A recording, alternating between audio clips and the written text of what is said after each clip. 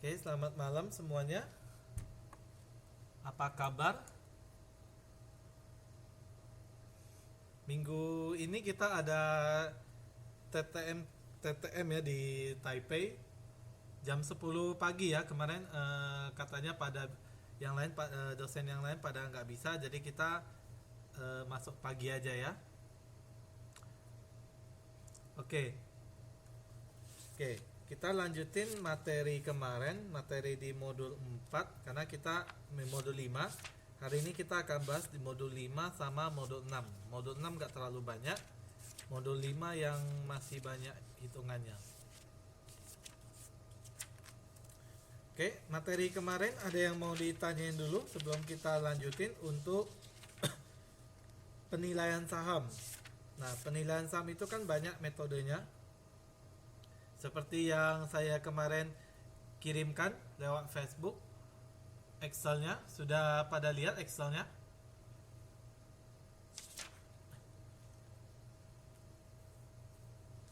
Oke, nah coba dibuka Excelnya. Kemudian kita lihat latihan soalnya tentang biaya modal. Oke, udah ketemu Excelnya. Kemudian di buku itu silakan dibuka 5.15.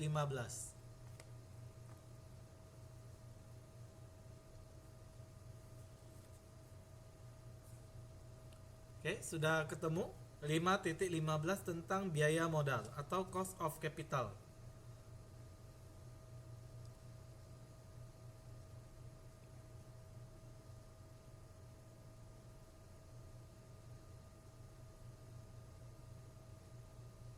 Oke, sudah ketemu semuanya?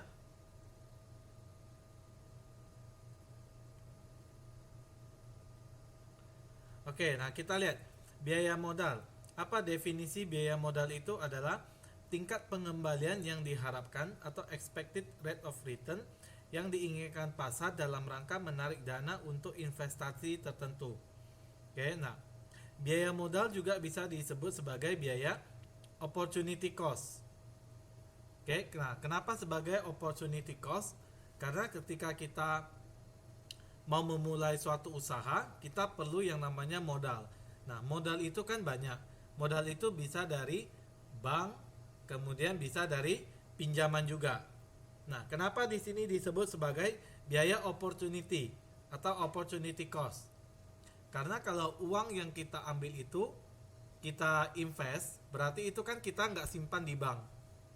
Nah, tadinya uang itu akan kita simpan di bank, tapi uang itu kita ambil untuk modal kita, untuk usaha kita. Nah, itu artinya ada biaya kesempatan yang hilang atau opportunity cost. Nah, kalau misalnya biaya itu enggak kita pakai untuk modal, biaya itu atau modal itu kita simpan di bank, nah kita akan mendapatkan bunga atau pendapatan. Nah, sementara kalau modal itu kita gunakan untuk investasi, untuk modal kerja. Nah, berarti uang itu kan tidak lagi di bank posisinya, tapi udah kita gunakan untuk investasi. Nah, maka itu ada namanya biaya kesempatan atau biaya yang hilang, opportunity cost-nya. Oke, itu istilah dari opportunity cost atau biaya opportunity. Oke, nah di sini kita lihat di 5.15. Nah, biaya modal ini bisa kita kategorikan menjadi 3. Yang pertama itu adalah biaya hutang, yang kedua itu adalah biaya ekuitas dari saham biasa, yang ketiga itu adalah biaya ekuitas dari saham preference. Nah, jadi kita ingat kalau di dalam struktur neraca, nah di sebelah sisi kiri itu kan aktiva, di sebelah sisi kanan itu kan pasiva. Nah, di sebelah sisi kanan pasiva itu adalah sumber dana atau modal kita berasal dari mana.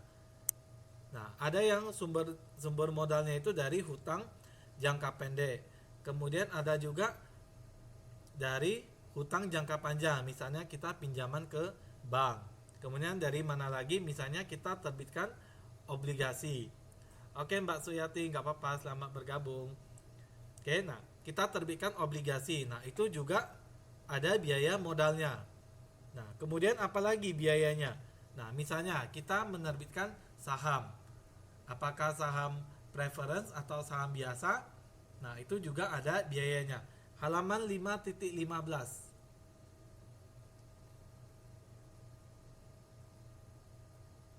Oke, sudah ketemu Mbak Suyati? Oke. Oke, nah kita lihat satu persatu dari perhitungan biaya hutangnya. Nah, biaya hutang adalah biaya yang harus dikeluarkan pihak tertentu karena menggunakan dana tersebut.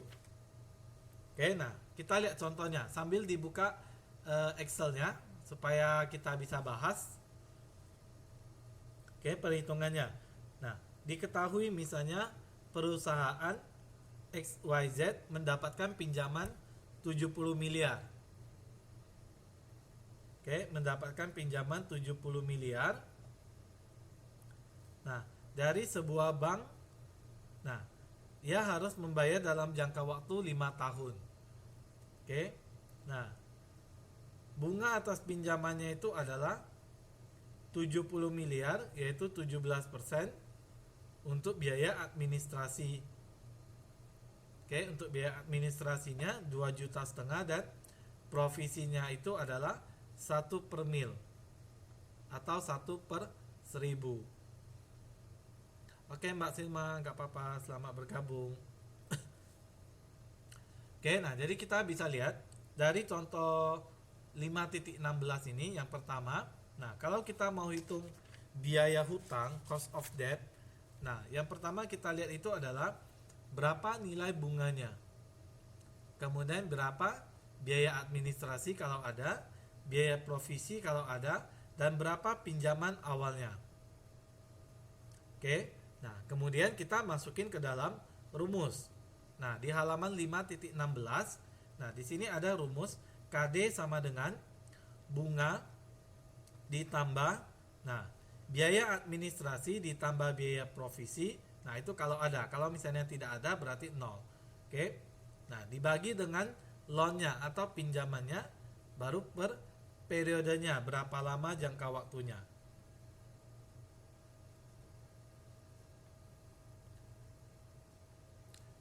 Oke, nah, jadi teman-teman tinggal lihat di sini untuk perhitungannya. Nah, rumusnya juga udah saya cantumkan di dalam Excel. Nah, jadi teman-teman bisa lihat perhitungan seperti apa, perhitungan biaya hutangnya. Oke, nah itu untuk yang pertama, biaya hutang. Oke, ada yang mau ditanya dulu untuk perhitungannya?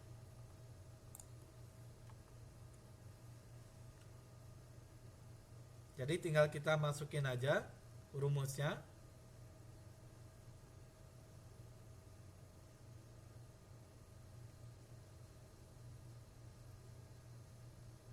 Oke, nah kalau nggak ada kita lihat yang kedua, biaya ekuitas. Nah, biaya ekuitas adalah biaya yang dikeluarkan perusahaan atas penggunaan ekuitas tersebut.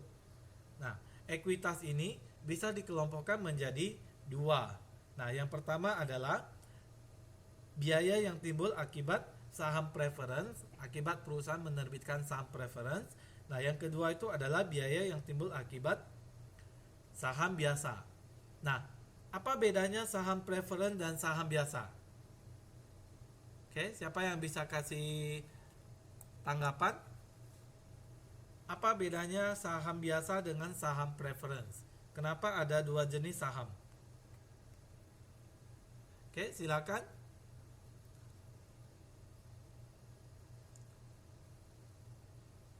Mbak Ami atau Mbak Nova, Mbak Rita, Mbak Silma, Mbak Sulastri, Mbak Suyati, Mbak Wiwi. Silakan, ada yang bisa kasih tanggapan apa bedanya saham preference dan saham biasa? Nah, di manajemen keuangan itu sendiri juga sudah pernah dibahas apa perbedaan antara kedua saham tersebut.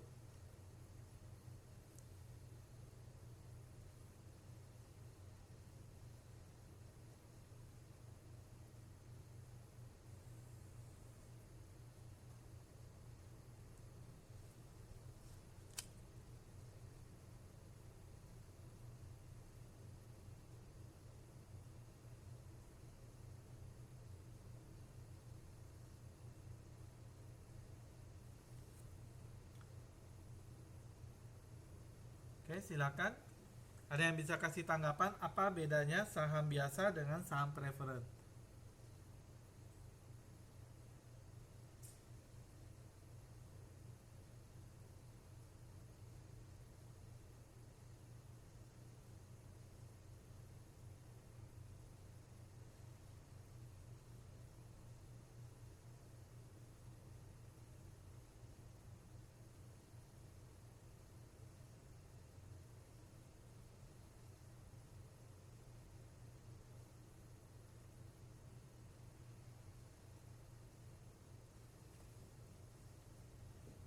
Oke, siapa yang bisa kasih tanggapan atau contoh apa bedanya saham preference dengan saham biasa?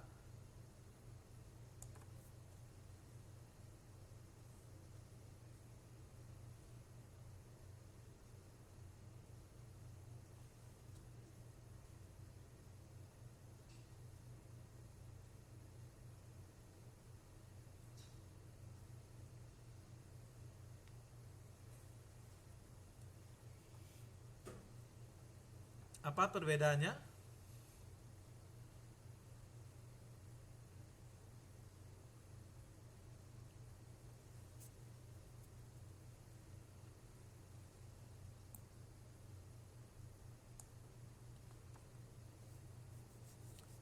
Oke, menurut Mbak Rita, saham biasa berupa sertifikat atau piagam milik fungsi sebagai bukti kepemilikan. Saham preference, pemilik akan memiliki dibandingkan hak saham biasa.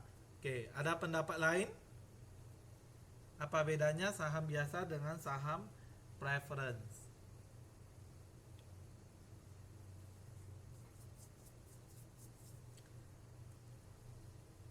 Oke, Mbak Suyati, saham biasa merupakan saham yang memberikan tempat paling akhir pada pemegang terhadap pembagian dividen setelah saham preference. Ya, salah satu poinnya betul sekali Mbak Suyati ya.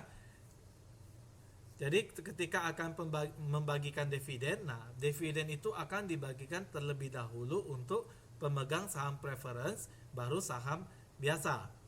Oke, nah di laporan laba rugi juga sama perhitungannya. Setelah laba bersih, maka kita akan kurangin dividen untuk saham preference terlebih dahulu. Nah, baru kita dapat laba bersih yang akan dibagikan untuk pemegang saham biasa. Oke, Mbak Ami. Saham preference yaitu bagian saham yang memiliki nilai tambahan hak dari saham biasa. Kebalik. Justru ini kebalik. Saham preference itu dia punya hak klaim aja ketika perusahaan itu kalau misalnya collapse atau bangkrut atau misalnya mau dilikuiditasi. Nah, tapi sementara kalau misalnya dalam RUPS, rapat umum pemegang saham, nah saham biasa itu memiliki hak suara. Sedangkan saham preference itu tidak memiliki hak suara.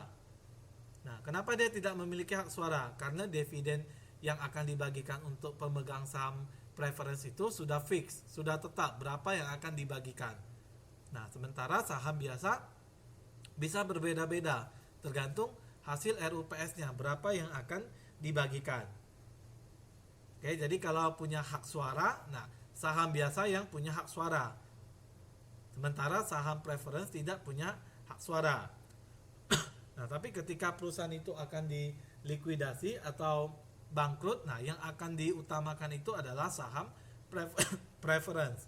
Mereka akan dibayar terlebih dahulu, baru sisanya akan dibagi kepada saham biasa. Oke, nah itu contoh perbedaan dari saham biasa dan saham preference. Oke, nah kita lihat contohnya. Halaman 5.16.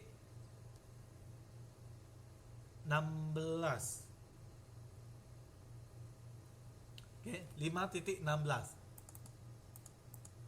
Nah, kita lihat contohnya untuk KSP. Cost of saham preference.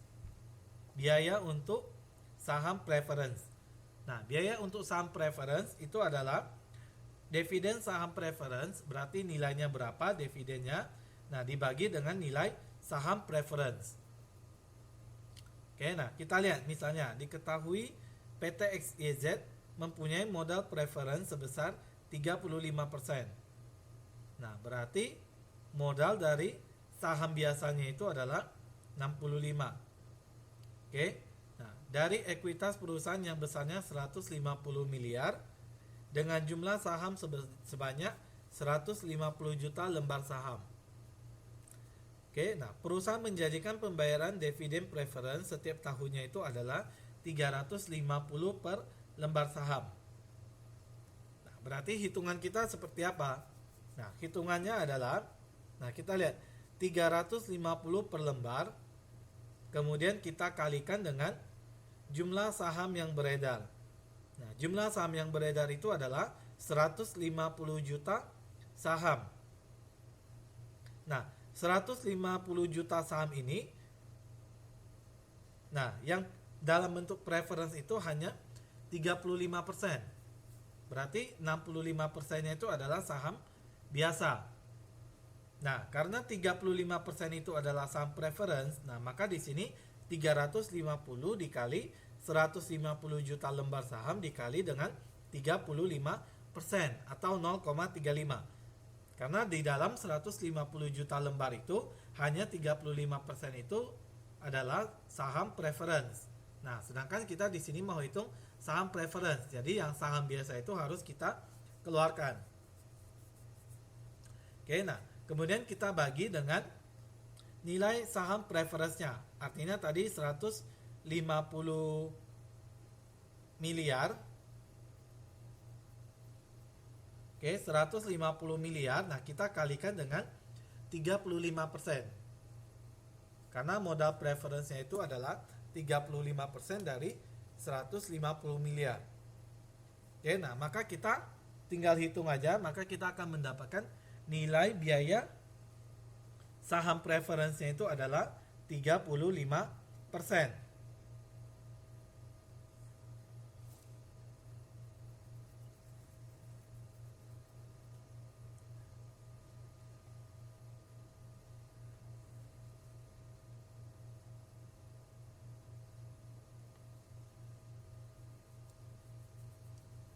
Selamat malam Mbak Evriana.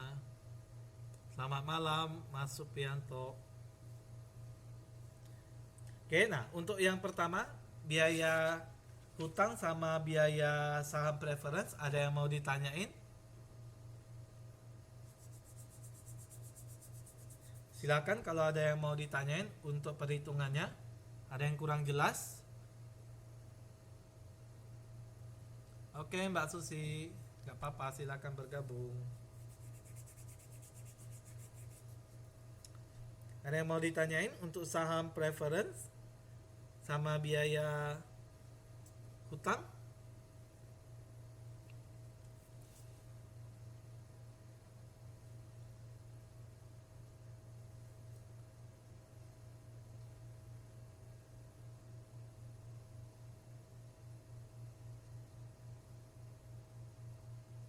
Oke, nah kemudian kita lihat yang ketiga itu adalah biaya ekuitas saham biasa.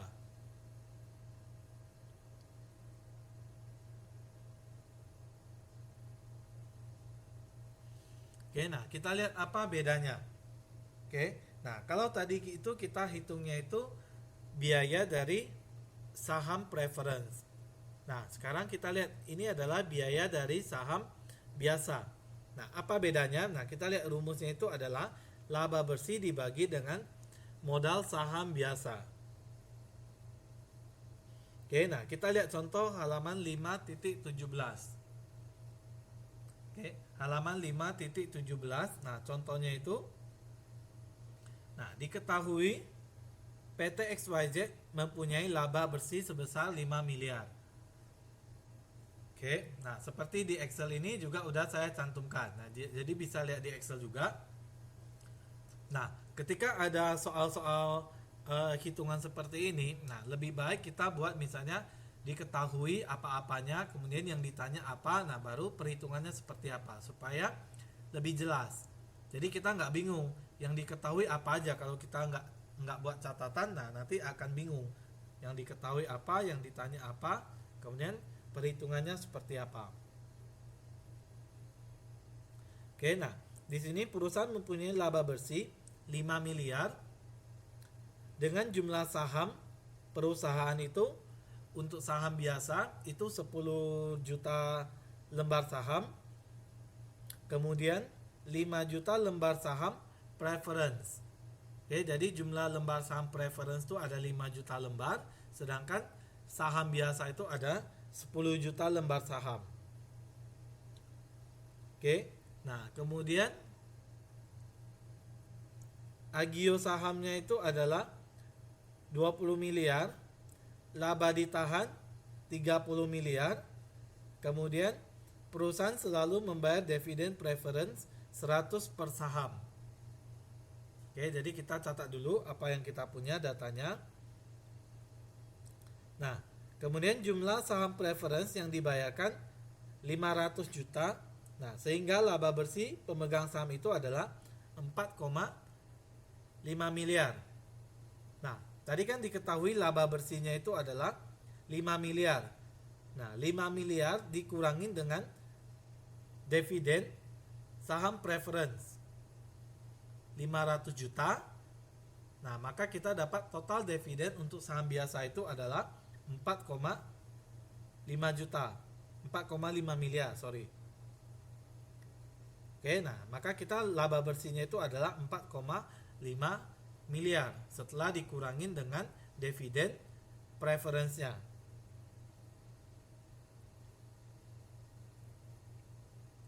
Oke, nah, kemudian kita hitung.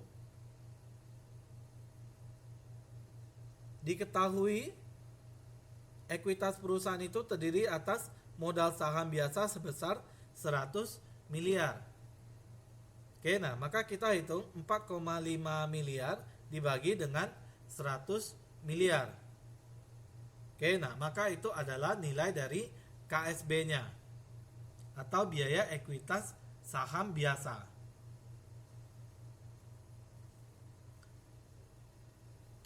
Oke Mbak Endang, selamat bergabung. Nanti yang materi yang ketinggalan nanti jangan lupa dengar YouTube-nya ya. Oke, nah ini adalah ketiga perhitungan dari cost of capital. Oke, nah ada yang mau ditanyain dulu untuk perhitungan ketiga biayanya?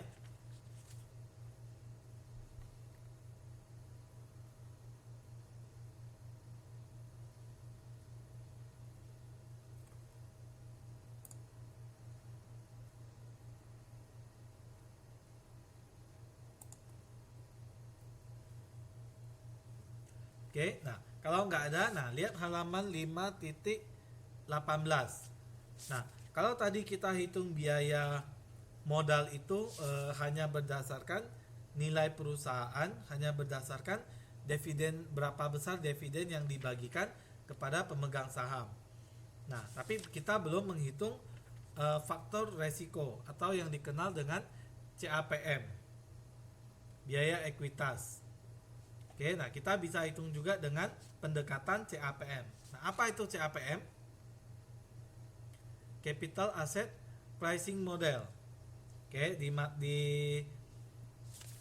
modul sebelumnya itu udah pernah kita singgung sedikit tentang CAPM itu sendiri. Oke, nah lihat persamaan dari 5.10. Nah, di sini untuk menghitung ekspektasinya itu, nah itu ada beta. Oke, kita harus cari RF atau risk free, resiko bebas resiko, suku bunga bebas resiko, risk free. Nah, kemudian ditambah dengan beta. Beta itu adalah resiko secara general atau secara keseluruhan. Kemudian ada ERM atau ekspektasi return marketnya, berapa ekspektasi tingkat pengembalian di pasar. Kemudian dikurangin dengan risk free. Nah, ini ada keterangan tambahan RPS, RPI sama RPC.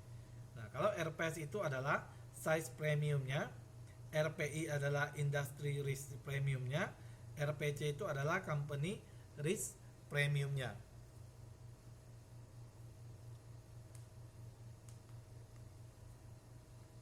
Oke, nah kita lihat di sini juga udah saya masukin untuk perhitungannya.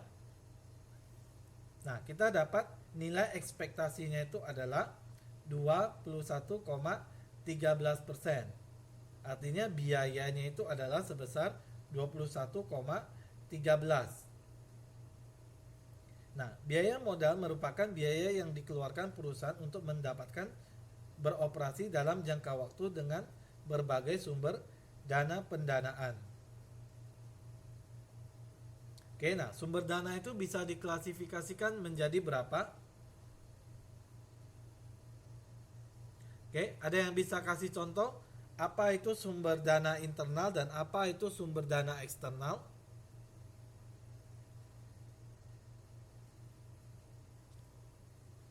Oke, ada yang bisa kasih contoh?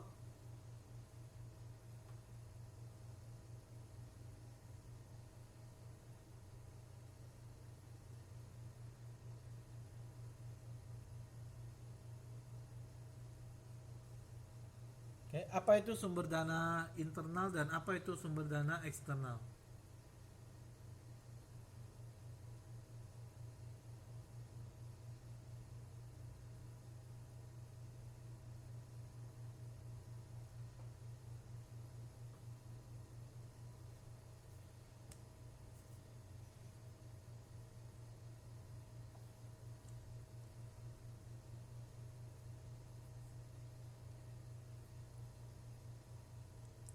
Sumber dana internal dan sumber dana eksternal. Nah, sumber dana itu kan bisa dapat dari internal perusahaan maupun eksternal perusahaan.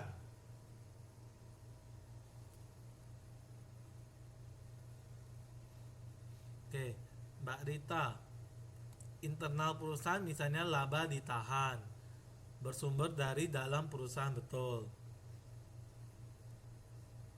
Oke, Mbak Ami, laba ditahan dan piutang dagang. Oke, nah jadi kalau dari internal itu contohnya itu adalah laba ditahan. Nah, laba ditahan itu adalah laba yang tidak dibagikan ke pemegang saham. Oke, nah kalau misalnya eksternal itu dari mana? Misalnya dari hutang. Nah, hutang itu bisa hutang jangka pendek, bisa juga hutang jangka panjang. Oke, nah kemudian ada muncul istilah namanya WACC atau Weighted Average Cost of Capital, rata-rata tertimbang biaya modal. Nah, kalau tadi kita sudah hitung, ada biaya hutang, ada biaya saham biasa, ada biaya saham preference. Nah, di dalam satu struktur modal atau struktur perusahaan, nah di sebelah sisi kanan atau pasifa, nah itu sumber dananya itu kan banyak. Ada yang berasal dari hutang, ada yang berasal dari saham, menerbitkan saham, apakah itu saham preference maupun saham biasa. Nah, apa fungsinya WACC? Nah, WACC di sini adalah rata-rata tertimbang biaya modalnya. Artinya kita harus membuat satu rata-rata. Berapa persentase dari total keseluruhan modal itu berasal dari hutang? Nah, berapa yang berasal dari modal biasa, modal saham biasa? Nah, berapa yang berasal dari modal saham preference? Nah, maka muncul istilah weighted average cost of capital. Oke.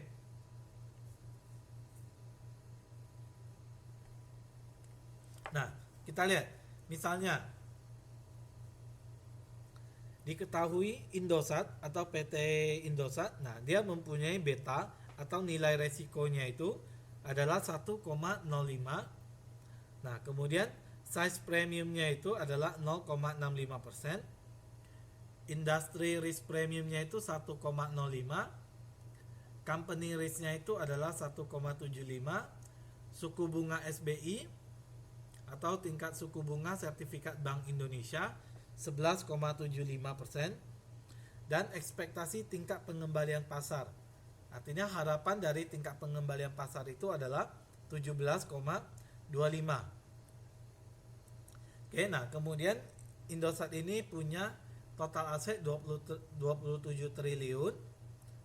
Oke, dengan ekuitasnya itu adalah 1,4 triliun. hutangnya itu adalah 13,8 triliun. Oke, nah bunga rata-ratanya itu adalah 16% dengan pajak perusahaan itu adalah 33%. Nah, kita lihat dari rumusnya. Rumus WACC itu sendiri, nah, D per TA berarti hutang yang menggunakan bunga dibagi dengan total aset. Oke, nah kemudian dikali 1 minus T. T itu adalah tax atau pajak, persentase pajak perusahaannya. Oke, KD itu adalah biaya hutang, itu simbolnya KD. Kalau KE itu adalah biaya ekuitas. Oke, nah jadi untuk menghitung WACC ini, nah yang pertama itu kita harus hitung D per TA-nya atau hutang per total asetnya. Oke, nah kita lihat di sini hutangnya itu adalah 13,8 triliun. Oke, kita bagi dengan total asetnya itu adalah 27 triliun. Oke, nah maka kita dapat D per TA-nya itu adalah 51,11%. Oke, nah begitu juga dengan E per TA-nya, ekuitas per total asetnya. Nah, berapa nilai ekuitasnya? 1,4 triliun dibagi dengan 27 triliun. Oke, nah maka kita dapat 5,22%. Oke, nah DTA kita sudah dapat, ETA sudah dapat. Nah, sekarang kita hitung berapa KD dan berapa KE.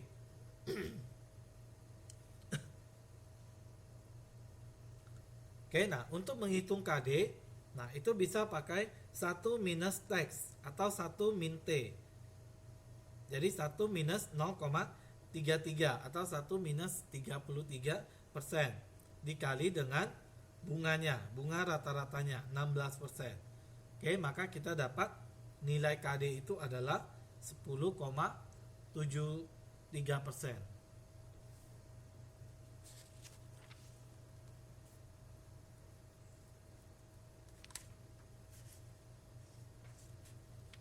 Oke, nah kemudian kita hitung KE-nya.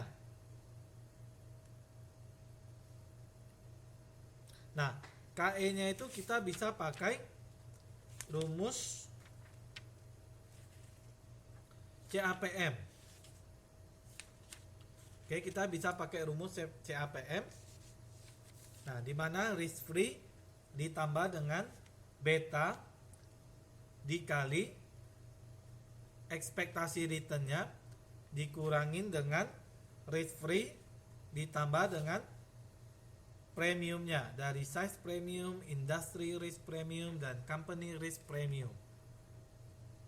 Oke, nah maka kita dapat nilai KE-nya itu adalah 20,975%. Nah, terakhir baru tinggal kita masukin ke dalam persamaan WACC.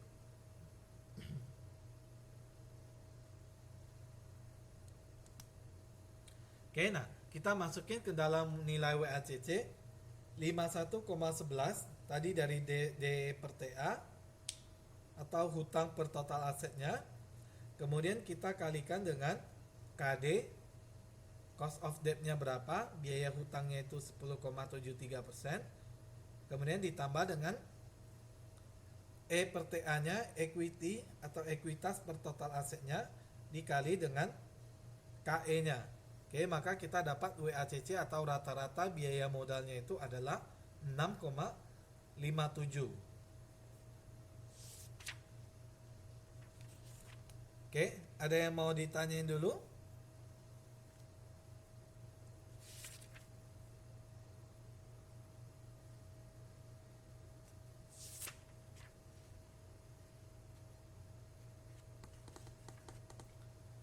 Oke, silakan. Ada yang kurang jelas untuk WACC perhitungannya?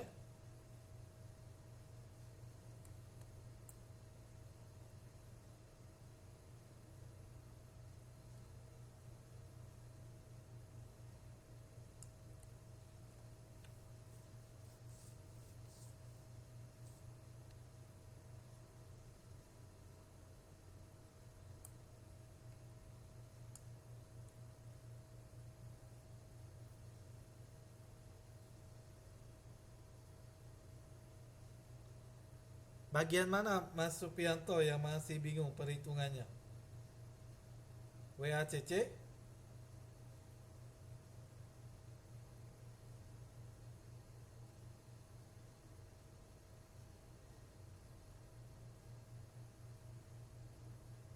Oke, nah kita lihat dari WACC.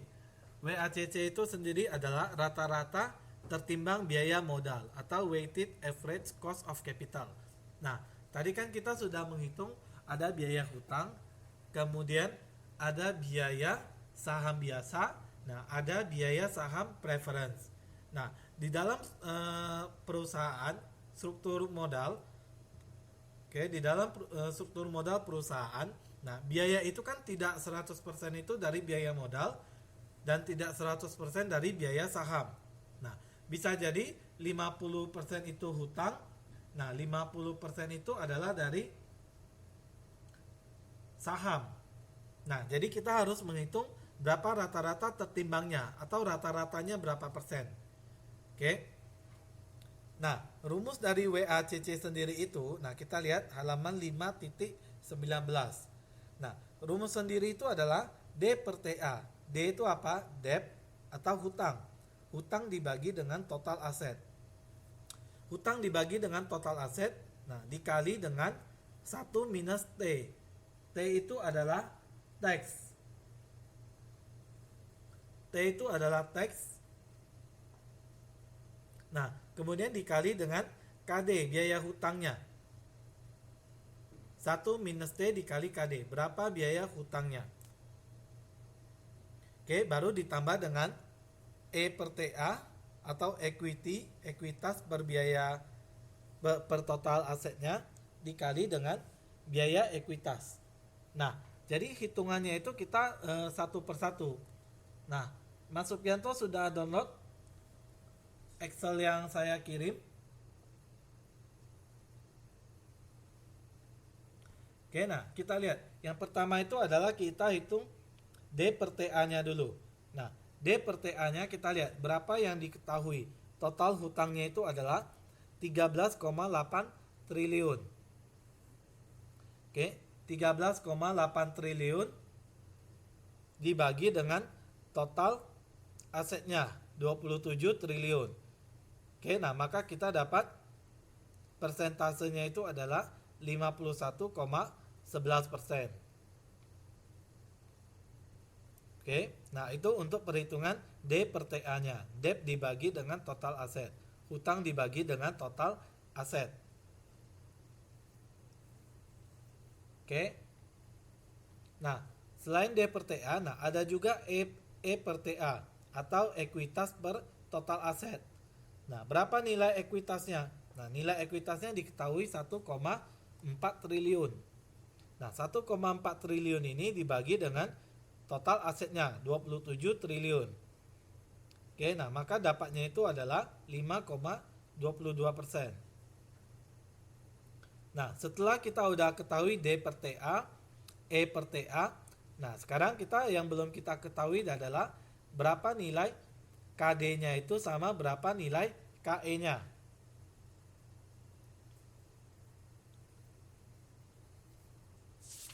Oke, nah maka kita hitung KD-nya itu adalah 1 minus tax. Oke, 1 minus tax dikali dengan biaya bunganya. Nah, maka di sini kita hitung nilai KD-nya itu adalah 1 minus 0,33 dikali dengan 16%. Oke, maka kita dapat nilai KD-nya itu adalah 10,73%. Oke. Nah, setelah kita udah dapat D per TA, E per TA, kemudian nilai KD-nya juga udah dapat. Nah, sekarang terakhir yang belum itu adalah nilai KE. Nah, nilai KE, nah kita bisa pakai persamaan capital asset pricing model. Oke, yang ada di halaman 5.18. Oke. Nah, jadi kita bisa hitung KE sama dengan risk free atau suku bunga SBI-nya 11,75%. Kemudian kita tambah dengan betanya 1,05 dikali dengan ekspektasi return pasarnya itu 17,25. Nah, dikurangin dengan risk free-nya 11,75. Nah, baru kita tambahin dengan premiumnya. Dari size premium, industry risk premium sama company risk premiumnya. Oke, nah maka kita dapat nilai KE-nya itu adalah 20,975. Oke. Nah, setelah kita udah dapat D per TA, E per TA, KD, dan KE, nah baru kita masukin ke dalam rumus WACC-nya. Oke, nah maka kita ketemu rata-rata biayanya itu adalah 6,57%. Oke, sampai sini jelas? Ada yang mau ditanyain dulu untuk WACC? Karena WACC ini memang sering dibahas. Di manajemen keuangan juga sering dibahas.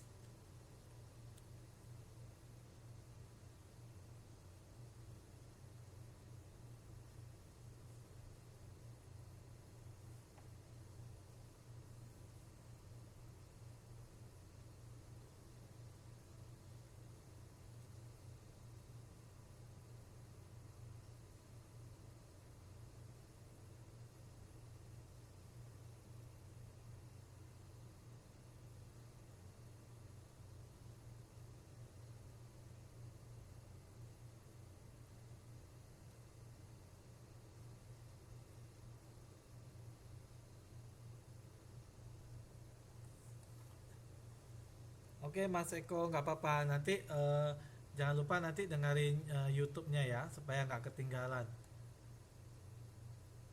Mbak Suyati internetnya terputus.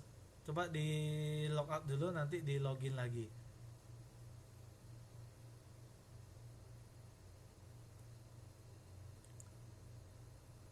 Ya Mbak Silma, memang kalau di manajemen keuangan ini, terutama di portofolio, memang dia banyak rumusnya. Banyak perhitungan-perhitungan yang pakai rumusnya. Jadi lebih baik dipahami rumusnya, jangan dihafal mati. Kalau dihafal mati nanti besok-besok udah lupa. Tapi kalau dipahami itu akan lebih mudah untuk teringat.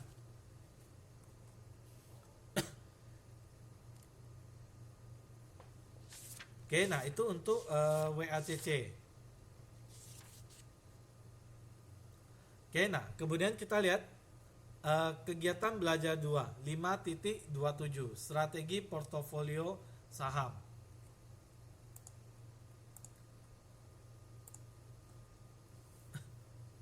Oke, nah kita lihat strategi portofolio saham. Nah, di sini untuk menghitung portofolionya itu, nah bisa ada beberapa pendekatan. Oke, nah yang pertama itu adalah pendekatan nilai terminalnya atau terminal value.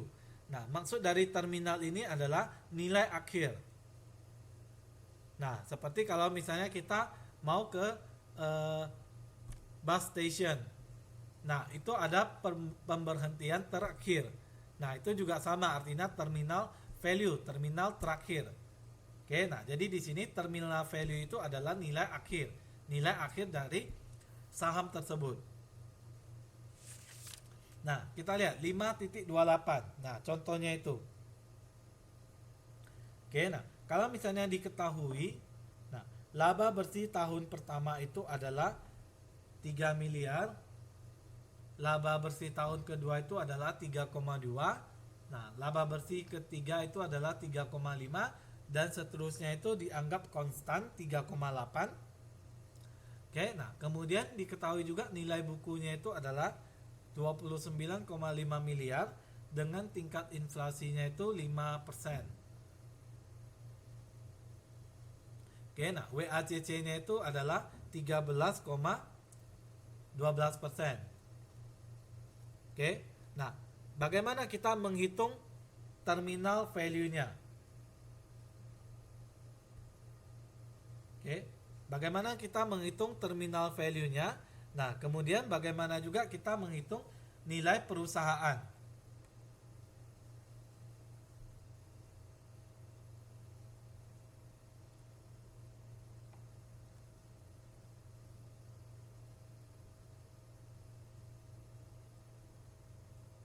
Oke, bagaimana kita menghitung terminal value-nya?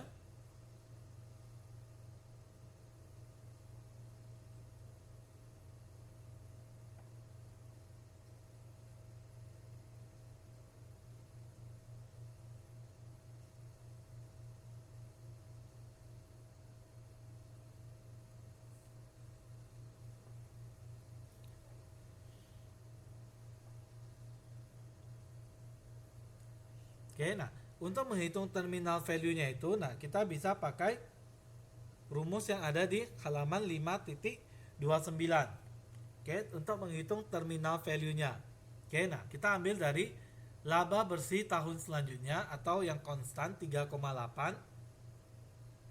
Oke, nah kemudian kita bagi dengan nilai WACC-nya dikali dengan 1 plus WACC-nya pangkat 3.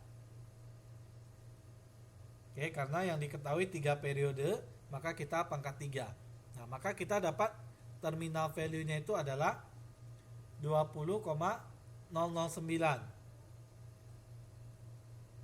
Oke, nah 20,009 ini, nah baru kita masukin ke nilai PO. PO itu adalah harga saham sekarang ini.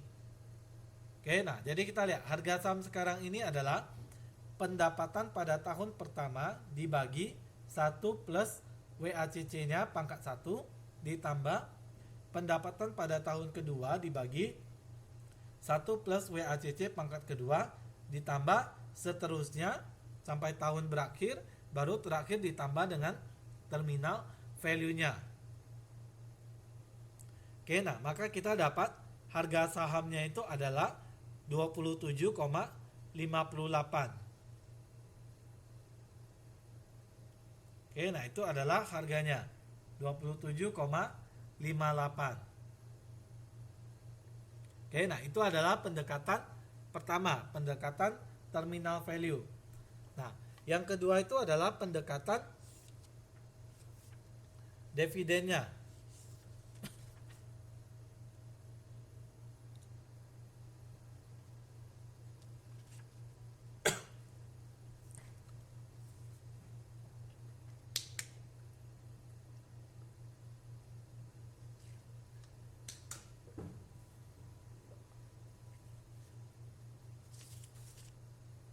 Nah,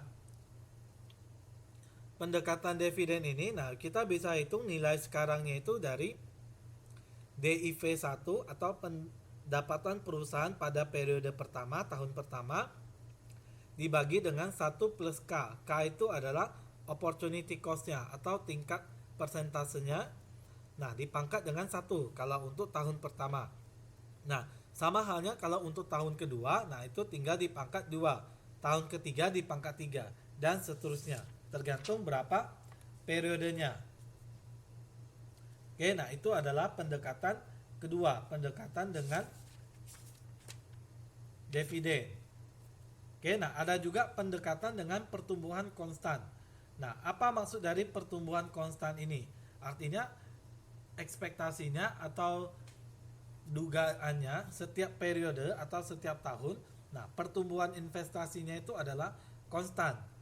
Nah, misalnya tahun depan pertumbuhannya 5%. Nah, maka 2 tahun lagi pertumbuhannya juga akan 5%.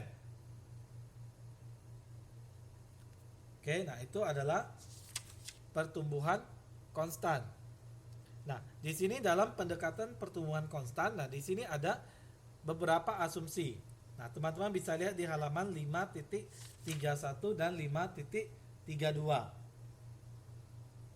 Oke, nah di sini ada contoh asumsi-asumsi untuk pendekatan pertumbuhan konstan tersebut. Oke, nah kita lihat contohnya di halaman 5.32 di bagian bawah. Oke. Nah, misalnya PT Janji Matogu Tbk mempunyai rencana untuk memberikan dividen sebesar Rp500 dan biaya kapitalnya itu adalah 18%. Nah, serta pertumbuhannya itu yang diharapkan secara konstan 10% per tahun. Oke, nah dengan diketahui biaya kapitalnya 18, kemudian pertumbuhan dividen yang diharapkannya itu adalah 10%. Nah, maka untuk menghitung harga sahamnya itu adalah harga dividen dibagi dengan biaya kapital dikurangin dengan persentase pertumbuhan dividennya. Oke, nah jadi harga sekarang itu sama dengan 500 dibagi 0,18 dikurangin dengan 0,1 atau 10%. Oke, nah maka kita dapat harga sahamnya itu adalah 6.250. Oke, nah itu untuk pendekatan konstan. Nah, kemudian banyak juga pendekatan-pendekatan yang lain. Ada pendekatan arus kas, kemudian ada juga pendekatan klaim, ada juga pendekatan EVA dan MVA. Oke, nah teman-teman bisa lihat di halaman 5.40. Nah, 5.40 ini, nah itu adalah pendekatan EVA dan MVA. Nah, EVA dan MVA ini sebenarnya sudah termasuk cukup lama metodenya itu untuk menilai perusahaan. Oke, nah jadi untuk menilai sebuah perusahaan atau sebuah saham, harganya itu berapa. Nah, itu juga bisa menggunakan pendekatan EVA. EVA itu adalah Economic Value Added. Nah, sementara MVA itu adalah Market Value Added. Oke, nah kedua konsep ini hampir sama, namun pendekatannya beda. Satu pendekatan dari nilai ekonominya, nah satu pendekatan dari nilai pasarnya itu sendiri. Oke, nah jadi bisa lihat di halaman 5.41. Nah, rumus untuk menghitung EVA-nya.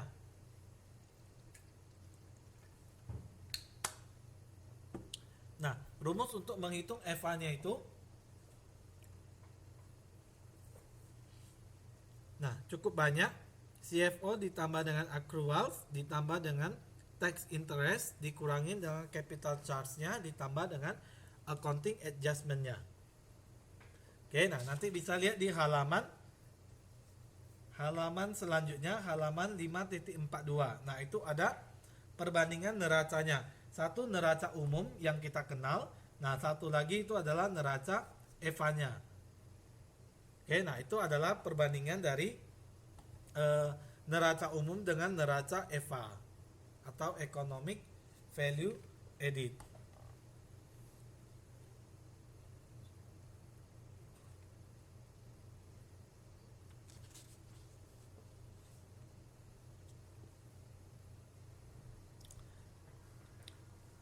Oke, nah pendekatan yang kedua itu adalah Market Value Added. Nah, Market Value Added ini adalah perbedaan antara nilai pasar dari perusahaan dengan total investasi modal ke dalam perusahaan. Oke, nah jadi rumusnya itu adalah market value atau nilai pasar dikurangin dengan kapital investasinya, berapa investasinya. Nah, itu adalah nilai MVA-nya. Oke, nah jadi dalam menghitung MVA ini, nah ada dua poin penting. Yang pertama itu adalah nilai pasarnya itu sendiri berapa. Yang kedua itu adalah nilai investasinya itu berapa. Oke, nah maka rumusnya itu tinggal kita kurangkan saja.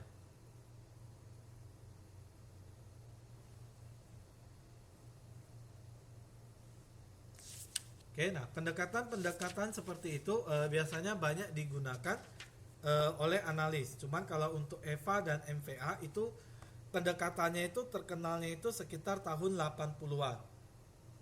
Karena itu baru ditemukan di sekitar tahun 1980-an.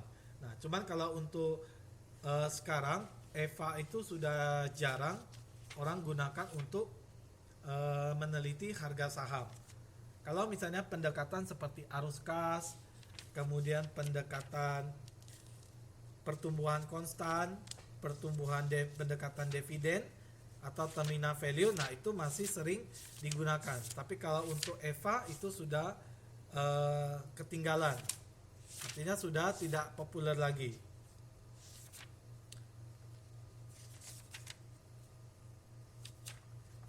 Oke, nah itu untuk materi modul 5. Oke, memang di sini banyak hitung-hitungan, tapi Saya lihat di latihannya itu nggak terlalu banyak untuk perhitungannya. Oke, jadi kita bahas yang penting-pentingnya saja. Oke, nah untuk modul 5 ada yang mau ditanyain dulu?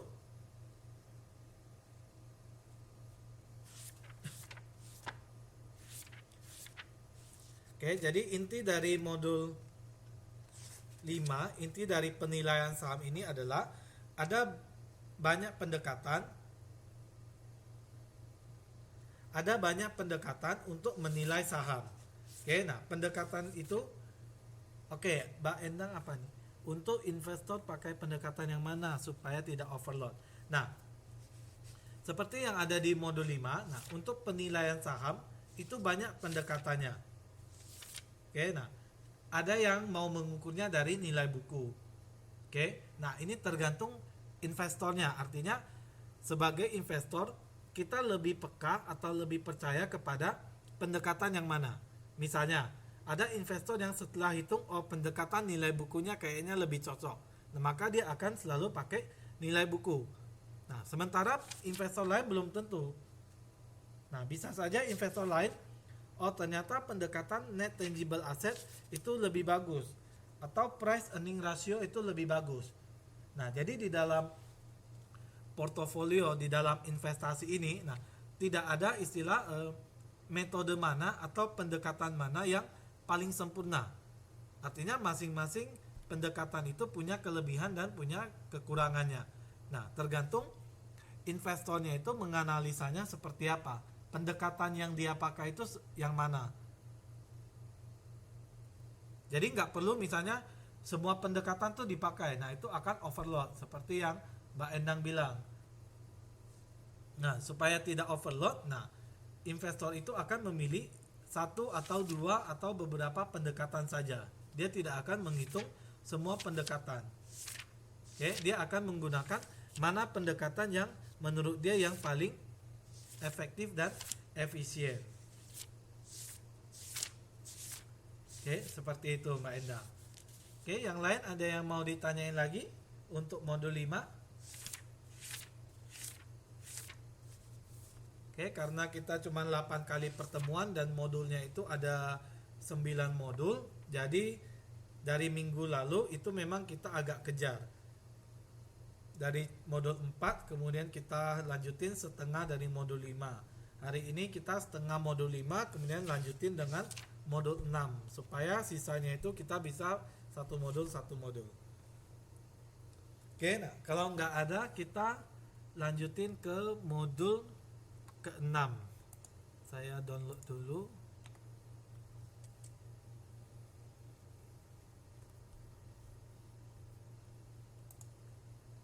Modul 6. Oke, nah modul 6 ini tentang efisiensi pasar dan analisis teknis. Oke, jadi kita akan lihat apa itu efisiensi pasar, apa itu analis teknisnya.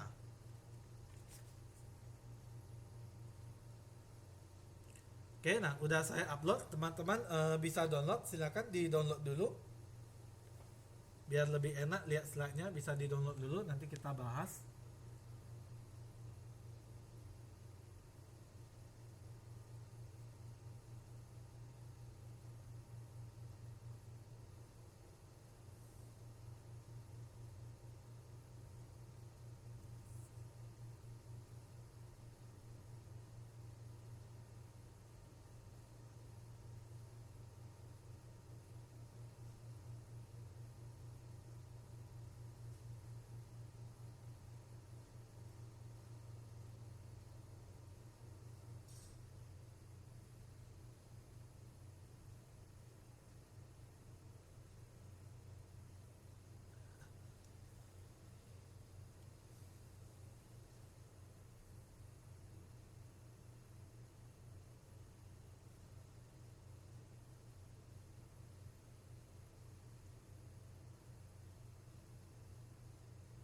Oke, udah di download semuanya?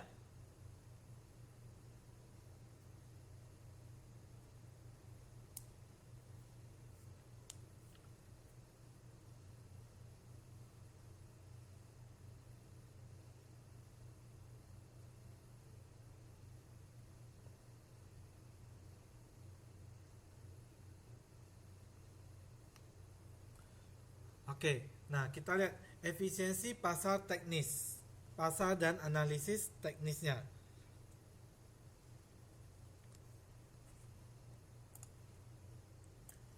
Oke, nah di chapter ini kita akan membahas teori efisiensi pasar. Nah, apa itu teori efisiensi pasar?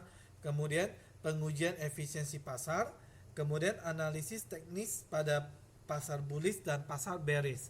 Nah, masih ingat kan kemarin yang pernah saya cerita yang di bursa Amerika itu ada patung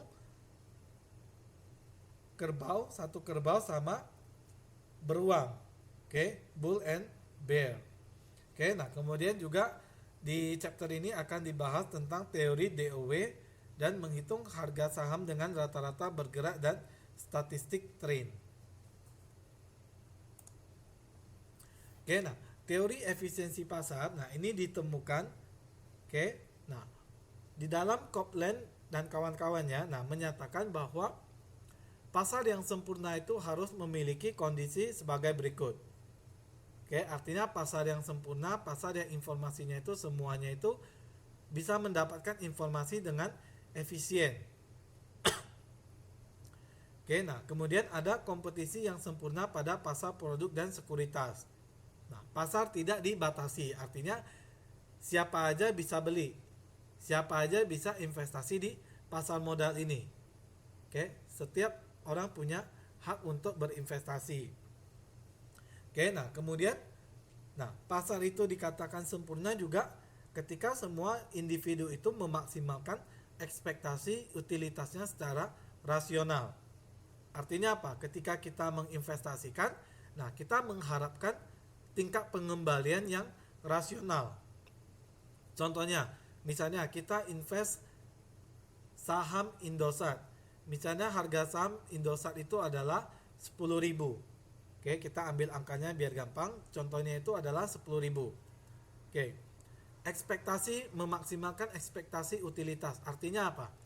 Kalau misalnya kita beli saham yang harganya 10.000, nah, ekspektasi kita apa? Misalnya tingkat pengembaliannya 10%. Artinya 1.000. Kalau kita beli saham 10.000, nah kita mengharapkan tingkat keuntungannya itu 1.000. Nah, itu rasional atau enggak? 10% itu masih rasional. Oke. Nah, coba kalau misalnya kita beli saham Indosat 10.000. Nah, kemudian kita ekspektasinya itu saya pengen harga saham Indosat itu dalam sehari atau dalam 2 hari menjadi 15.000. Artinya naik 50%. Nah, itu artinya investornya itu sudah tidak rasional. Ekspektasinya itu udah melebihi rasional. Karena apa? Harga saham Indosat itu nggak mungkin dalam sehari 2 hari itu fluktuasinya sampai 50%. Karena itu nanti pasarnya itu akan berhentikan untuk transaksi. Kalau misalnya ada transaksi yang terlalu jauh atau yang abnormal. Ya, terlalu tinggi. Oke, jadi kalau misalnya dikatakan rasional itu ekspektasinya itu yang masih masuk akal. Artinya 10% masih oke, 20% masih oke, 25% mungkin masih oke. Nah, 30% ini udah termasuk yang ekspektasinya yang sangat tinggi. Oke, artinya kita beli saham 10.000, kita mengharapkan tingkat pengembaliannya itu 3.000. Nah, itu sebenarnya udah termasuk yang sangat tinggi ekspektasinya. Oke, nah biasanya itu kalau bisa 10% itu sudah termasuk tingkat pengembalian yang bagus, yang sangat bagus.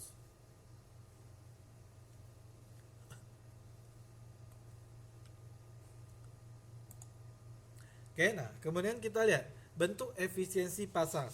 Nah, pasar itu ada 3 kelompok. Nah, yang pertama itu yang paling kecil atau yang di dalam itu adalah weak form atau efisiensi bentuk lemah. Nah, apa itu efisiensi bentuk lemah? Nah, efisiensi bentuk lemah itu adalah tidak satupun investor akan mendapatkan tingkat pengembalian yang abnormal melalui transaksi yang dikembangkan didasarkan pada harga dan volume transaksi atas informasi di masa lalu. Artinya apa? informasi masa lalu tidak berguna atau tidak relevan untuk mendapatkan tingkat pengembalian abnormal. Oke, jadi teman-teman bisa lihat di halaman 6.5. Oke, di halaman 6.5 di sini. Nah, di sini ada keterangannya. Oke, nah di sini sudah ada keterangannya itu bahwa efisiensi bentuk lemah itu adalah kita tidak mungkin mendapatkan tingkat pengembalian yang abnormal dari informasi harga sama transaksi di masa lalu. Nah, apa itu abnormal? Tingkat pengembalian yang abnormal. Nah, arti abnormal sendiri itu apa?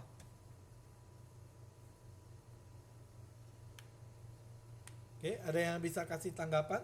Apa itu tingkat pengembalian yang abnormal?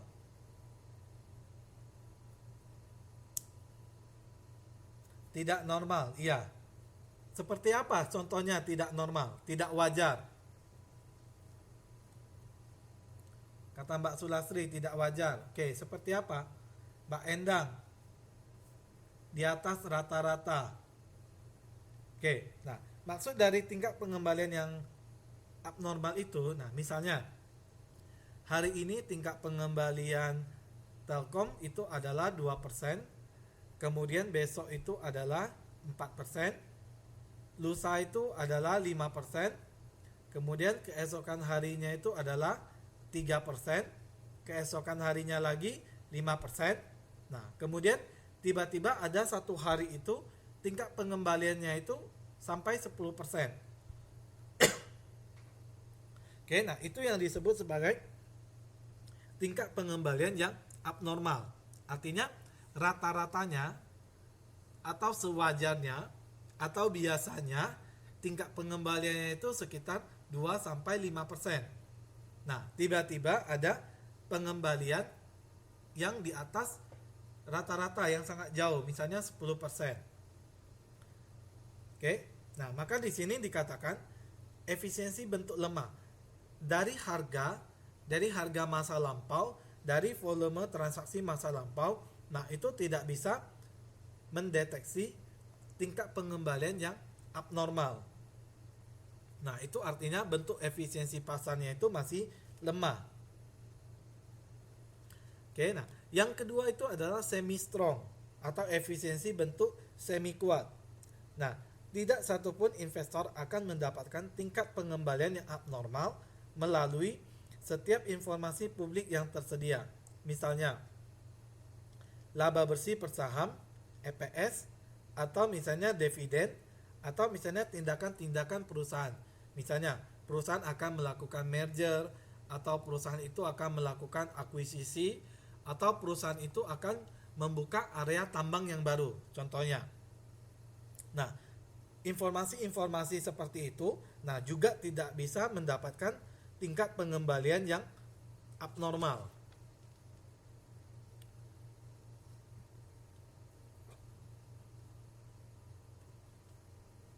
Oke, yang ketiga itu adalah strong form efficiency atau bentuk efisiensi kuat. Nah, di sini tidak satupun investor akan mendapatkan tingkat pengembalian yang abnormal dengan menggunakan informasi publik atau informasi dari orang dalam, insider information. Oke, nah meskipun kita sudah mendapatkan informasi secara lengkap dan kita juga punya informasi dari orang dalam. Nah, itu pun kita tidak bisa mendapatkan tingkat pengembalian yang abnormal. Nah, itu disebut sebagai efisiensi bentuk kuat. Artinya, meskipun kita informasinya sudah lengkap, kita ada orang dalam yang memberikan informasi tentang perusahaan itu, nah, kita tetap juga tidak bisa mendapatkan pengembalian yang abnormal. Oke, nah itu adalah bentuk dari efisiensi pasar.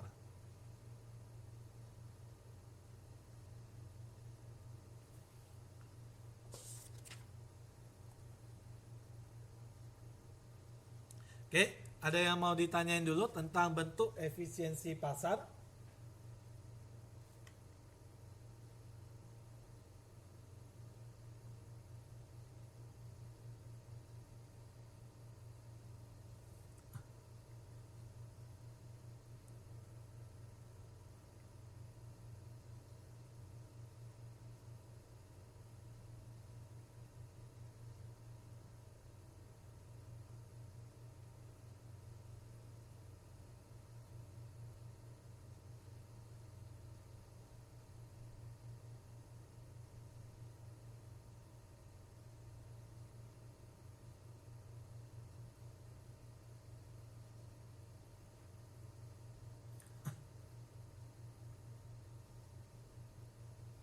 Oke. Nah, kemudian kita lihat teknik empirisnya. Nah, kalau tadi itu kan tentang efisiensi pasar. Nah, kemudian sekarang tentang analisis teknisnya. Nah, di dalam kita mau investasi, nah ada dua pendekatan yang bisa kita gunakan. Yang pertama itu adalah analisis fundamental, yang kedua itu adalah analisis teknikal. Nah, analisis fundamental itu seperti misalnya kita bisa lihat dari laporan keuangan perusahaan, kemudian informasi-informasi tentang perusahaan itu, misalnya seperti tadi, apakah perusahaan itu akan melakukan merger, atau misalnya ada tindakan-tindakan perusahaan, misalnya dia mau melakukan penggabungan, atau misalnya dia mau mengakuisisi, atau dia mau membayar dividen. Nah, itu juga itu adalah pendekatan yang pertama. Oke, nah pendekatan yang kedua itu adalah pendekatan teknikalnya. Nah, teknikal ini lebih kepada grafik. Oke, teknikal ini adalah lebih kepada grafik.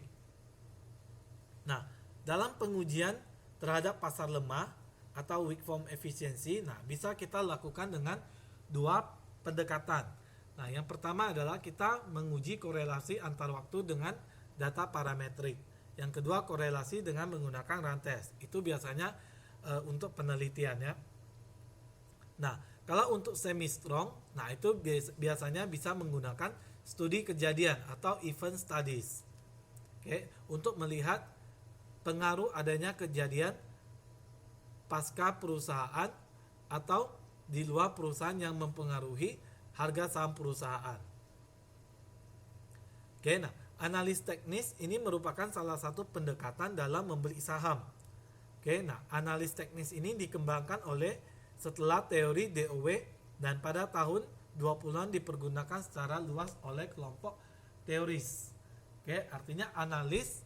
Nah, mereka menggunakan teori teknis ini untuk melihat pergerakan harga sahamnya.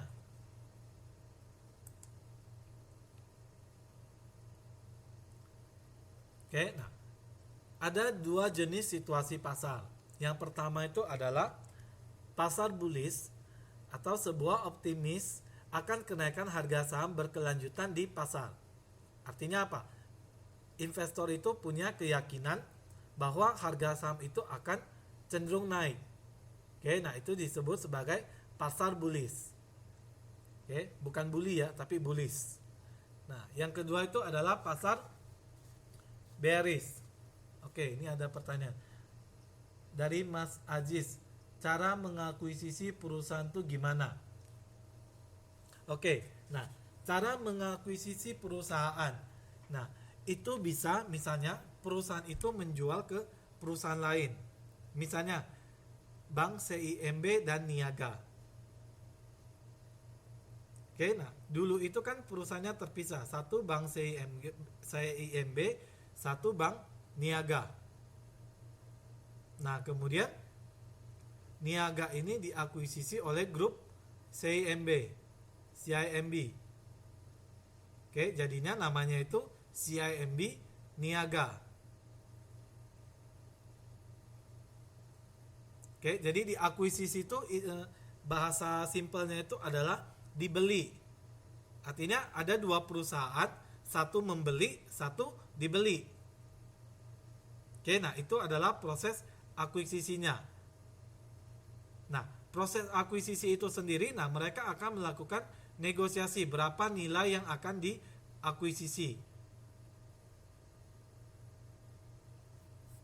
Oke, nah itu di manajemen keuangan di chapter belakangan akhir-akhir.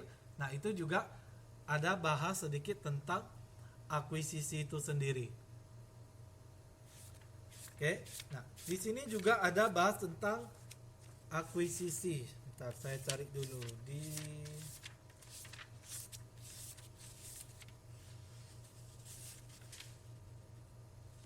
Nah, di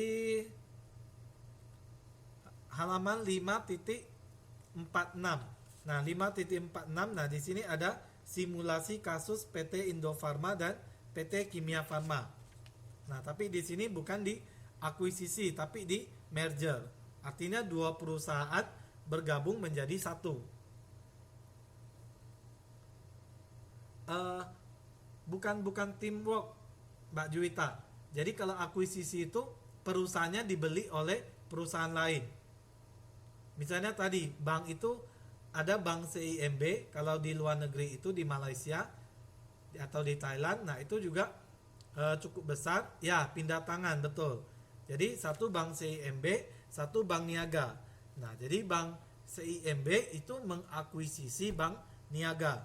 Jadi bank niaga itu dijual ke CIMB, maka jadinya CIMB niaga. Oke, nah kalau kasus yang di halaman 5 titik berapa tadi? 5.46 simulasi kasus Indofarma dan Kimia Farma. Nah, ini adalah kasus merger. Artinya dua perusahaan ini di merger, digabung menjadi satu. Hampir sama istilahnya, tapi berbeda. Kalau merger itu berarti dua perusahaan itu melebur jadi satu. Kalau misalnya akuisisi itu berarti dibeli.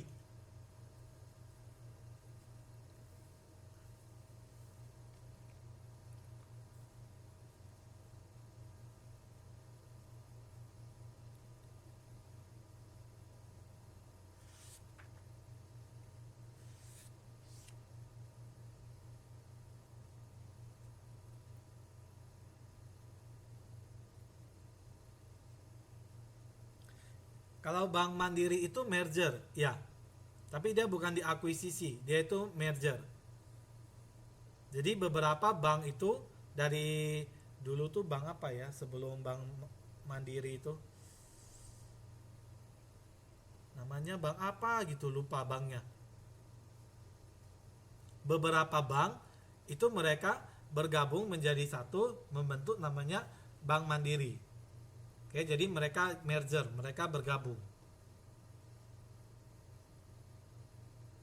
Kalau merger itu beberapa perusahaan itu bergabung menjadi satu. Kalau akuisisi itu kita membeli, jadinya bisa seperti dia itu anak perusahaan. Kalau akuisisi.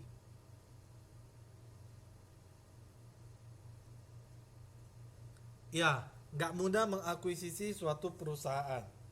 Apalagi kalau perusahaannya itu udah besar. Ya, semacam kerjasama, tapi itu digabung jadi satu. Kalau merger.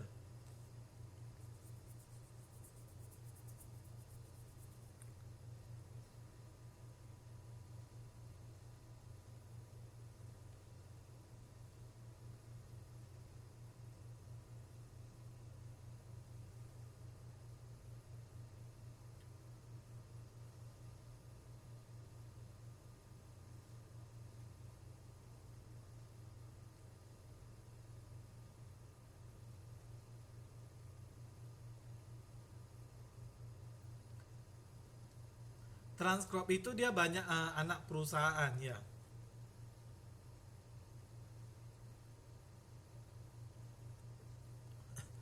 Oke. Nah, itu tentang merger dan akuisisi. Oke, nah kita kembali ke situasi pasar. Oke, nah kalau pasar bearish, nah itu adalah harga cenderung mengalami penurunan yang disertai juga dengan volume perdagangan yang tinggi. Oke, nah jadi bisa lihat di halaman 6.14. 6.14. Nah, oke, udah ketemu halaman 6.14.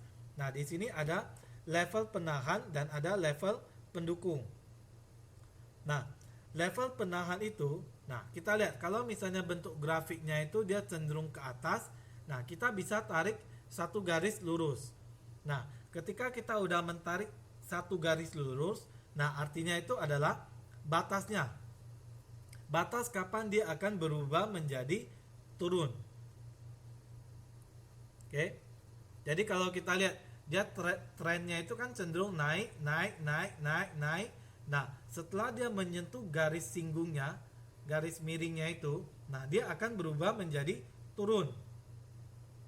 Artinya apa? Itu memberikan sinyal kepada investor bahwasanya itu harga saham perusahaan ini, nah dia akan mulai berbalik arah. Dia akan mulai menurun. Oke, artinya posisi maksimalnya itu sudah mencapai. Nah, dia akan berbalik arah.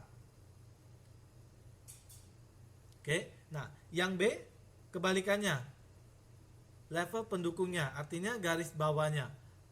Oke, kalau tadi kan kita bikin garisnya itu di atas, nah sekarang garisnya itu di bawah. Nah, untuk apa kita perlu dua garis? Nah, dua garis ini berfungsinya itu untuk kita bisa melihat kira-kira harga saham ini posisinya itu sedang mahal atau justru sedang murah. Oke, nah kalau di level pendukung yang B, nah ketika grafik itu menunjukkan tren naik, nah tapi dia sudah menyentuh garis bawah atau garis miringnya yang panjang itu, nah artinya apa? Harga saham itu dia akan mulai cenderung naik kembali posisinya karena dia udah di batas bawah.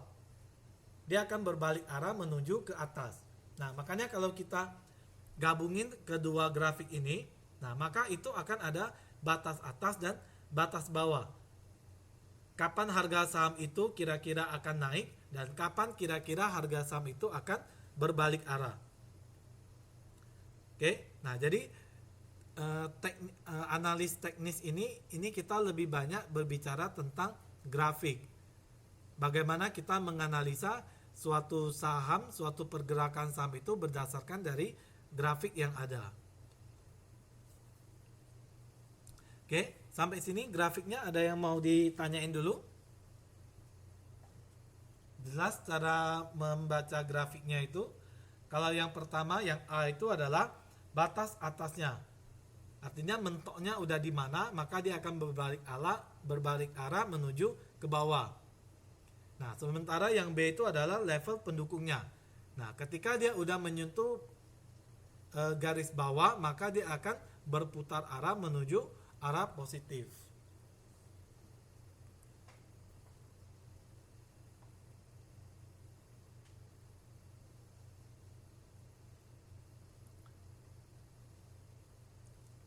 Oke, ada yang mau ditanyain? Silakan.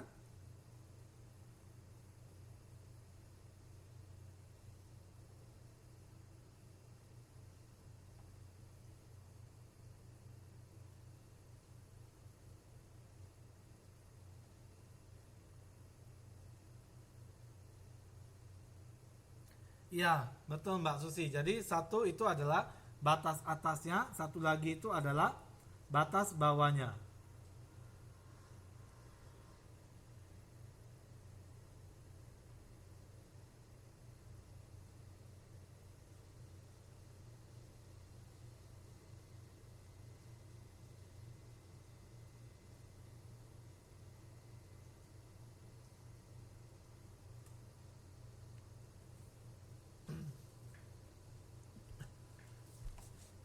Oke, jelas?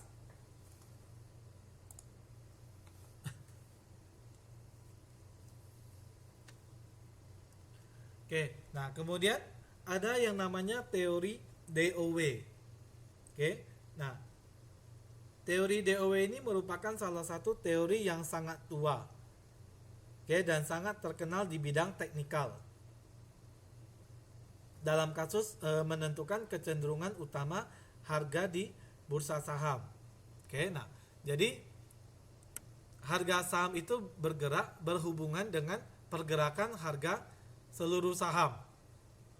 Artinya saham itu bergerak tidak hanya perusahaan itu sendiri, tapi juga mengikuti harga-harga saham seluruh harga saham lainnya. Artinya misalnya saham Telkom, pergerakan saham Telkom itu tidak tergantung perusahaannya sendiri saja, tapi misalnya pergerakan dari saham Telkom, saham Indosat, saham XL, nah itu juga akan mempengaruhi pergerakan harga saham dari Telkom itu sendiri. Oke. Nah, teori DOW ini dikelompokkan menjadi 3. Oke, dikelompokkan menjadi 3. Nah, yang pertama itu yang disebut sebagai primary trend. Oke. Nah, primary trend ini adalah pergerakan harga saham dalam jangka waktu yang panjang, misalnya 1 tahun.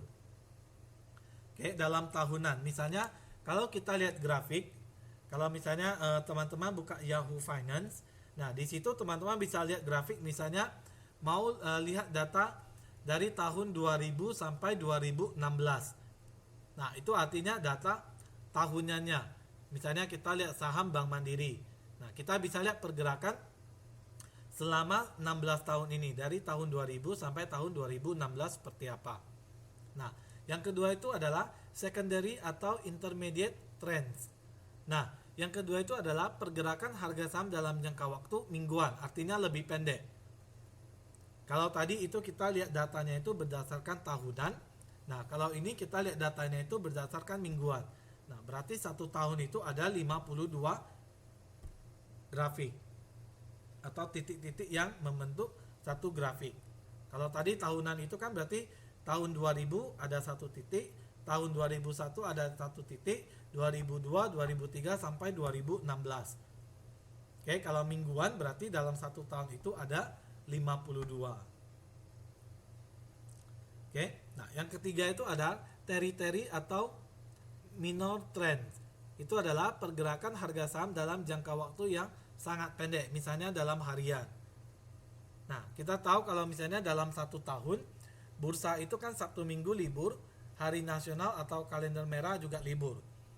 Jadi biasanya 1 tahun itu mungkin sekitar 250-an hari transaksinya. Oke, jadi kita bisa lihat per hari. Misalnya 2 Januari, 3 Januari, 4 Januari, 5 Januari. Oke, jadi hari Senin sampai hari Jumat misalnya. Oke, Sabtu Minggu libur, tanggal merah juga libur. Nah, jadi kita bisa lihat trennya itu lebih pendek jangka waktunya, pergerakan atau perubahan sahamnya itu seperti apa. Kalau tahunan itu kan pergerakannya itu nggak begitu kelihatan, karena jarak waktunya itu 1 tahun, jadi lebih sulit untuk mengestimasi. Tapi kalau misalnya kita lihat pergerakan harga saham itu dalam harian, nah kita akan lebih mudah untuk melihat pergerakan hari sebelumnya, atau misalnya 1 minggu sebelumnya atau 2 minggu sebelumnya, harga saham itu cenderungnya gimana. Apakah trennya itu cenderung naik atau trennya itu justru cenderung turun. Kalau tahunan itu kan nggak kelihatan, di tanggal berapa, di hari apa, atau di bulan berapa dia naik, nggak kelihatan. Nah, jadi kalau mingguan itu masih mungkin kelihatan, tapi kalau harian itu sangat jelas, kelihatannya lebih jelas. Oke, itu perbedaan dari ketiga teori DOW.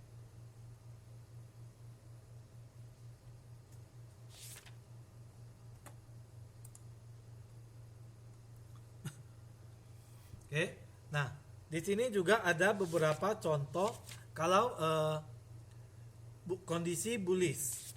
Oke, nah grafik itu kan tidak selalu misalnya lurus. Nah pasti dia ada tren naik, dia ada tren turun. Oke, nah kita lihat kalau yang misalnya grafik seperti apa sih yang identik dengan bullish atau harga saham itu akan naik. Nah yang pertama yang A sudah jelas. Trennya itu adalah naik. Oke, trennya itu adalah naik. Nah, kemudian kita lihat B. Nah, B itu juga kelihatannya dia turun, tapi sebenarnya itu dia punya batasnya. Oke, namanya shoulder bottom. Nah, dia punya bahu. Coba perhatikan gambar di B. Di B itu seperti ada 3 segitiga. Yang tengah itu seperti badannya, kemudian kiri kanannya itu seperti bahunya. Oke, makanya di sini disebut shoulder bottom. Oke, artinya kalau kurvanya itu udah punya bahu kiri, kemudian udah berbentuk badan segitiga yang di tengah, kemudian ada lagi bahu sebelah kanan. Nah, maka itu menunjukkan trennya itu akan naik. Oke, jadi grafik itu analisanya banyak macam. Itu untuk yang B. Oke, jadi seperti badan sama dua bahu, kiri dan kanan. Oke, kalau diterbalik. Nah, yang ketiga itu adalah, atau yang bagian C, double and triple bottom. Oke, nah, apa itu double atau triple bottom? Nah, lihat, di situ kan dia membentuk seperti W. Seperti huruf W. Nah, kemudian dia ada titik-titik yang menyinggung garisnya. Nah, misalnya yang double, artinya kalau udah menyinggung satu titik, udah menyinggung di titik kedua, nah maka dia akan menuju arah positif atau bullish. Nah, atau misalnya triple bottom, artinya udah ada 3 titik di paling bawah. Nah, maka trennya itu dia akan naik. Oke. Nah, lihat yang D, Saucer formation. Nah, Saucer formation itu juga sama. Ketika dia sudah menyinggung garis bawah atau lengkungan yang di bawah, nah maka dia akan berubah trennya itu menjadi tren naik. Oke. Nah, jadi di dalam analis teknikal ini banyak grafik-grafik yang bisa kita lihat trennya itu seperti apa. Nah, ada yang disebut ascending bottom, ada yang disebut shoulder bottom, ada yang disebut double and triple bottom, ada yang disebut Saucer information, dan lain-lain. Oke, nah di sini contohnya 4. Tapi kalau teman-teman kalau mau searching lagi, nah itu lebih banyak contohnya lagi. Oke, nah itu untuk yang bullish pattern atau model yang bullish. Nah, kebalikannya adalah bearish. Nah, yang pertama itu descending top. Nah, itu udah jelas gambarnya itu dia sedang trennya turun. Oke. Nah, yang kedua juga itu namanya head and shoulders. Artinya kepala dan bahu. Formasinya, bentuknya itu seperti ada satu kepala sama ada bahu kiri dan kanan. Artinya kalau udah ketemu bentuk seperti bentuk grafik seperti ini, nah kemungkinan harga sahamnya itu adalah turun. Kalau tadi itu bentuknya terbalik, segitiganya itu ada di bawah. Kalau ini segitiganya ada di atas. Oke, itu untuk model yang kedua. Nah, model yang ketiga itu sama double atau triple tops. Kalau tadi bottom, kalau ini tops. Artinya ketika grafik itu sudah mencapai titik puncaknya, nah dia akan berbalik arah. Kalau dia tadinya trennya itu naik, nah ketika sudah menyentuh batas atas atau garisnya, nah maka dia akan berubah turun. Nah, ketika dia udah menyentuh level bawah, dia akan berbalik arah lagi, naik. Nah, kemudian setelah menyentuh garis atas, nah dia akan berubah lagi. Nah, seperti itu.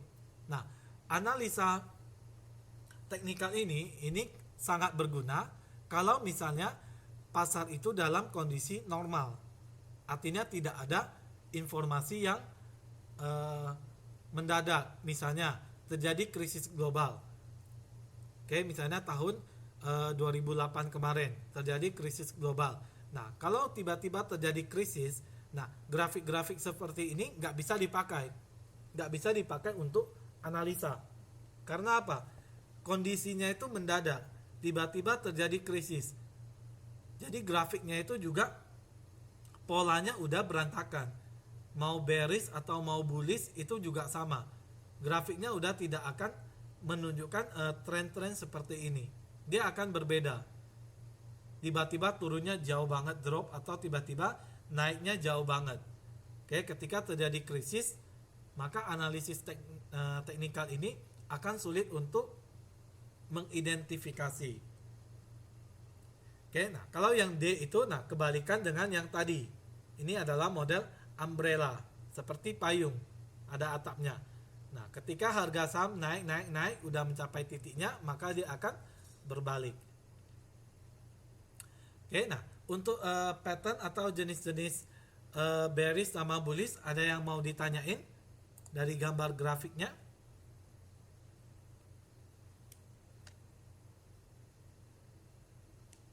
Nah, kemudian mungkin ada yang bertanya, bagaimana kita membuat garis dari saham-saham tersebut.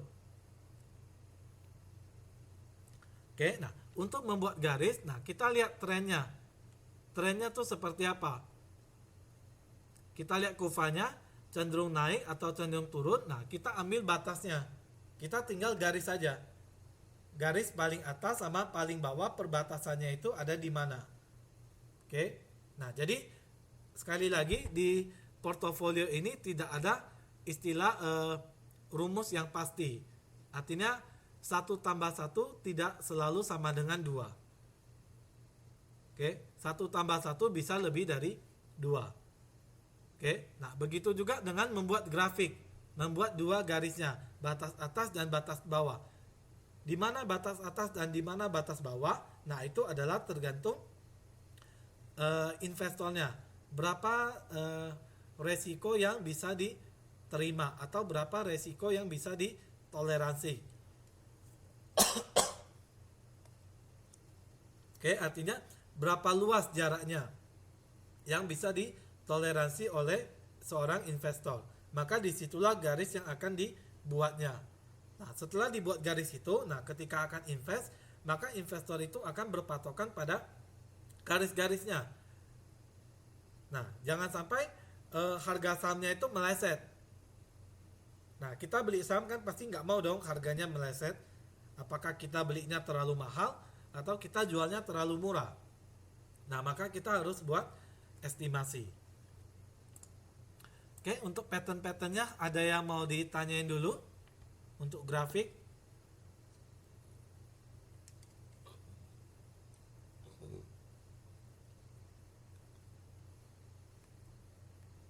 Oke, untuk grafik kalau ada yang mau ditanyain silakan.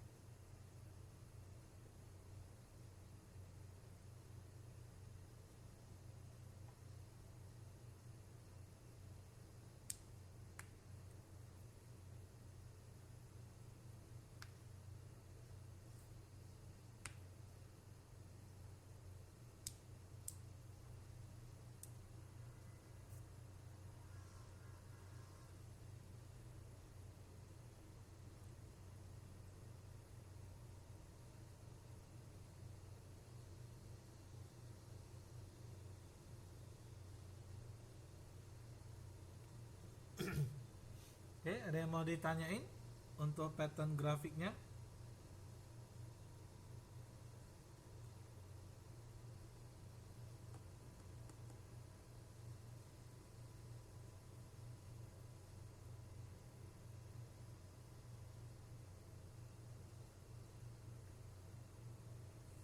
Oke, nah kalau nggak ada kita lihat. Nah, metode yang lainnya itu adalah Relative Strength Index atau RSI.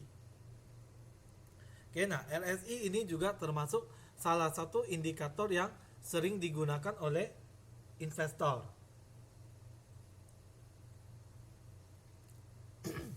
Oke, nah rumusnya itu adalah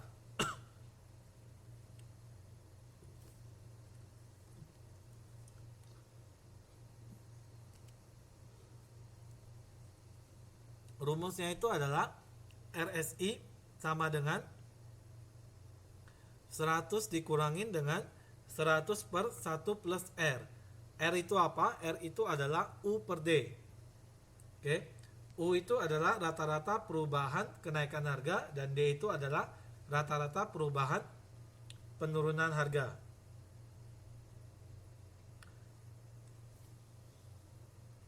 Oke, nah semakin pendek jangka waktu yang digunakan, nah indikator RSI akan semakin terlihat berfluktuasi. Nah, misalnya rata-rata RSI bisa mencapai puncaknya itu di atas level 70 dan mencapai bottomnya atau di bawah level 30. Nah, apa arti dari RSI tersebut? Nah, kalau misalnya RSI-nya itu 70, berarti harga saham sudah terlalu mahal. Oke, sudah terlalu banyak yang dibeli atau kelebihan pembeliannya udah terlalu banyak. Nah, itu menunjukkan apa? Waktunya untuk menjual saham tersebut karena banyak yang borong saham tersebut. Nah, kalau banyak yang membeli atau yang lagi borong saham tersebut, nah harga sahamnya itu adalah cenderung naik. Nah, ketika harga saham cenderung itu naik, orang lagi berbondong-bondong untuk membeli saham itu, nah itu waktunya kita untuk menjual supaya kita bisa mendapatkan keuntungannya. Oke, nah sebaliknya kalau misalnya RSI-nya 30, artinya apa? Saham sudah terlalu banyak dijual atau oversold. Udah banyak nih yang jual. Kalau kebanyakan orang menjual saham, berarti harga saham itu cenderung turun. Nah, ketika harga saham itu cenderung turun, nah maka itu adalah waktu yang tepat untuk membeli. Karena kebanyakan orang mau menjual, pasti orang akan berbondong-bondong untuk menjual lebih murah supaya cepat terjual. Nah, itulah menyebabkan ketika terlalu banyak jual, maka harga saham itu akan turun. Nah, harga saham turun, maka waktunya adalah untuk membeli.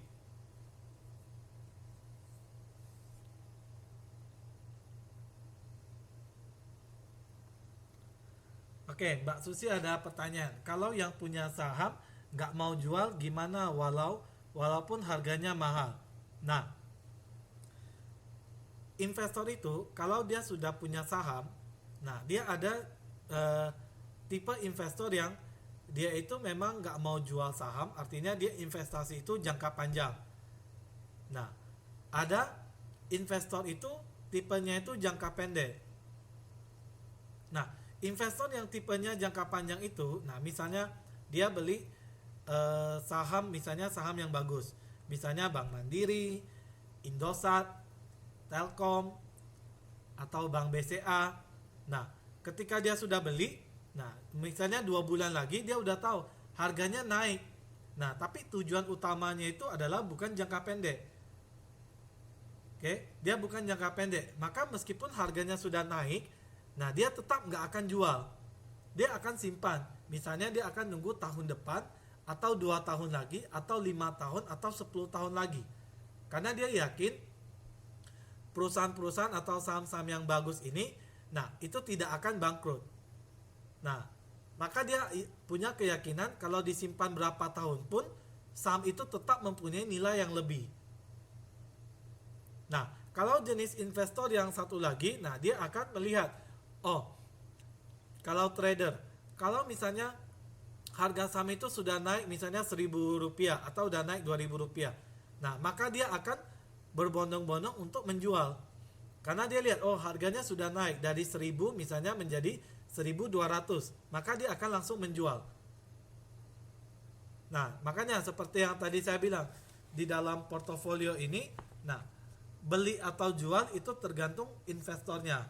Ada investor yang harganya sudah naik, dia mau jual, ada investor yang harganya udah naik, dia tetap nggak mau jual. Dia akan tetap mempertahankannya. Oke, jadi seperti itu investor itu. Nggak selalu harganya naik langsung dijual, atau misalnya harganya turun langsung dijual supaya nggak rugi. Tergantung investornya. Ada yang mau menyimpan sampai lama.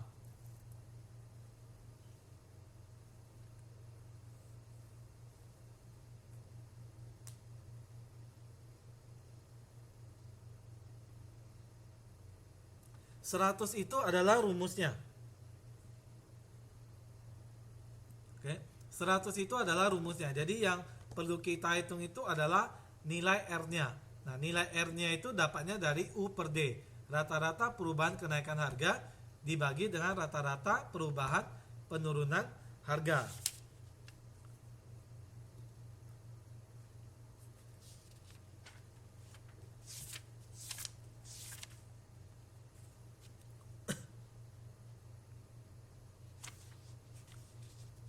Oke.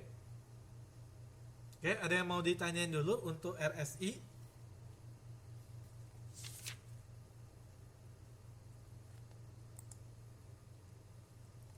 Oke, nah kemudian kita lihat ada juga dari rata-rata bergerak. Oke, kita analisanya itu dari rata-rata bergerak. Nah, rumusnya itu simple. Artinya X1, X2, X3 dan seterusnya dibagi dengan M. Nah, X itu apa? Berarti data aktualnya. Oke, nah misalnya ada 3 periode, Januari, Februari, Maret. Nah, maka data aktual, nilai Januari kita tambahkan nilai Februari, kita tambahkan nilai Maret, kita bagi dengan 3. Oke, nah misalnya kita mau estimasi atau mau meramalkan nilai bulan April. Oke, nah maka kita jumlahkan nilai Januari ditambah nilai Februari ditambah nilai Maret dibagi dengan 3 bulan. Oke, maka kita dapat estimasi harga di bulan April itu adalah 1350,779. Oke, metode rata-rata bergerak ini cenderung lebih simpel. Jadi kita mau pakai berapa bulan? Apakah 3 bulan rata-rata bergerak, 6 bulan, atau misalnya 12 bulan atau 24 bulan? Itu tergantung kita, analisanya seperti apa. Oke, itu adalah rata-rata bergerak. Jadi itu simple ya hitungannya.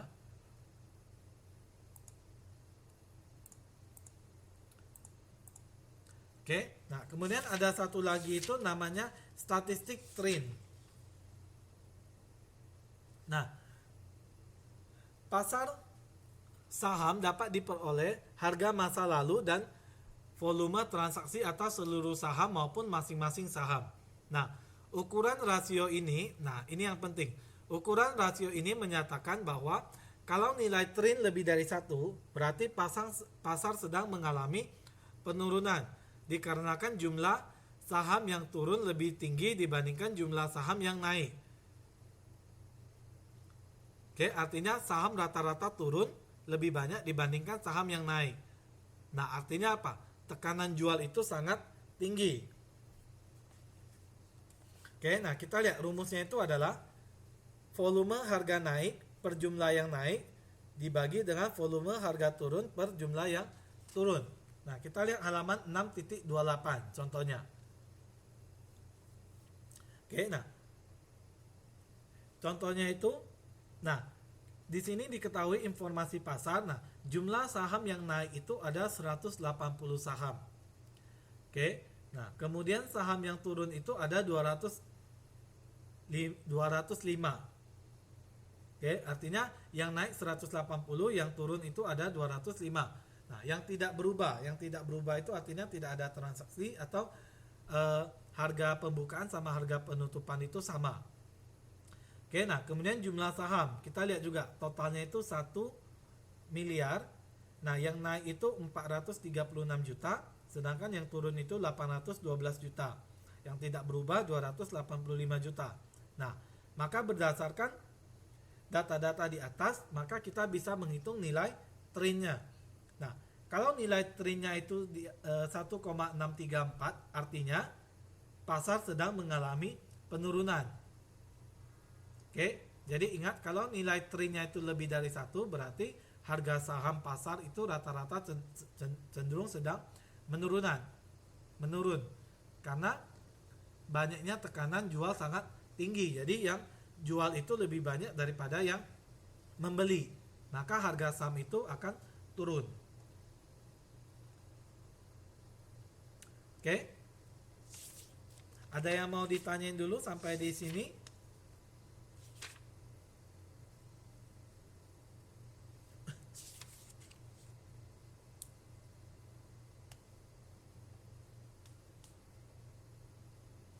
Oke, ada yang mau ditanyain sampai di sini?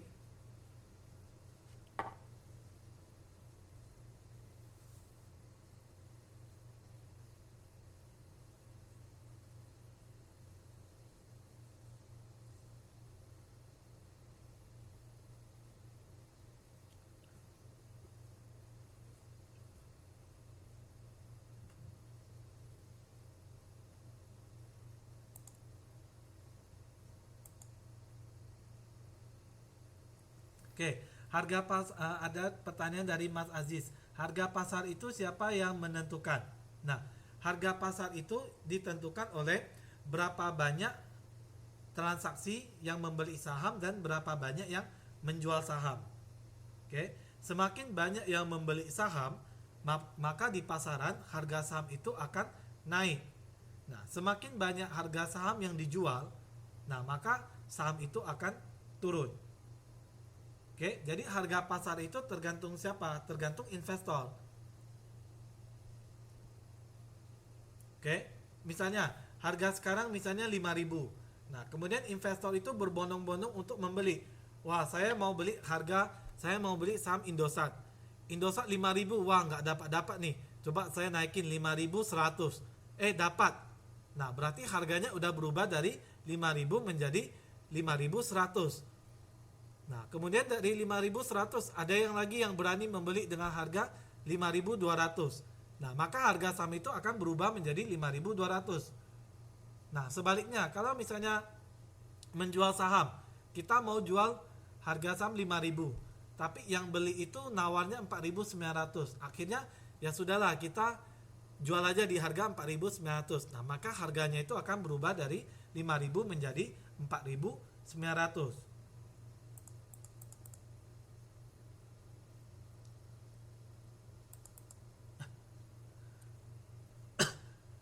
Nah, ada pertanyaan dari Mbak Susi. Kalau petani gimana sahamnya? Nah, kalau misalnya petani dia mau membeli saham, ya sama dengan investor pada umumnya. Jadi investor itu tidak membeda-bedakan apakah profesinya itu petani, apakah profesinya itu pedagang, apakah profesinya itu mahasiswa, apakah profesinya itu pegawai swasta. Investor ya semuanya. Jadi tidak ada misalnya, oh ini kelompok petani berarti harga sahamnya rendah. Enggak.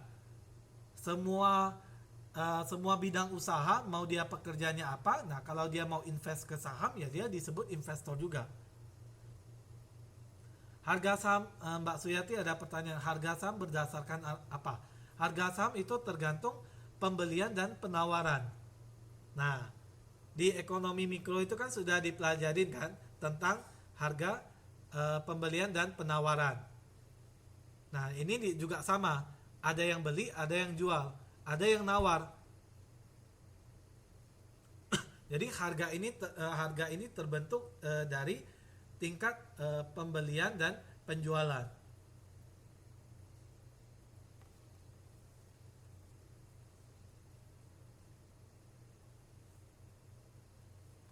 Oke, nah seperti itu. Harga itu terbentuk dari itu.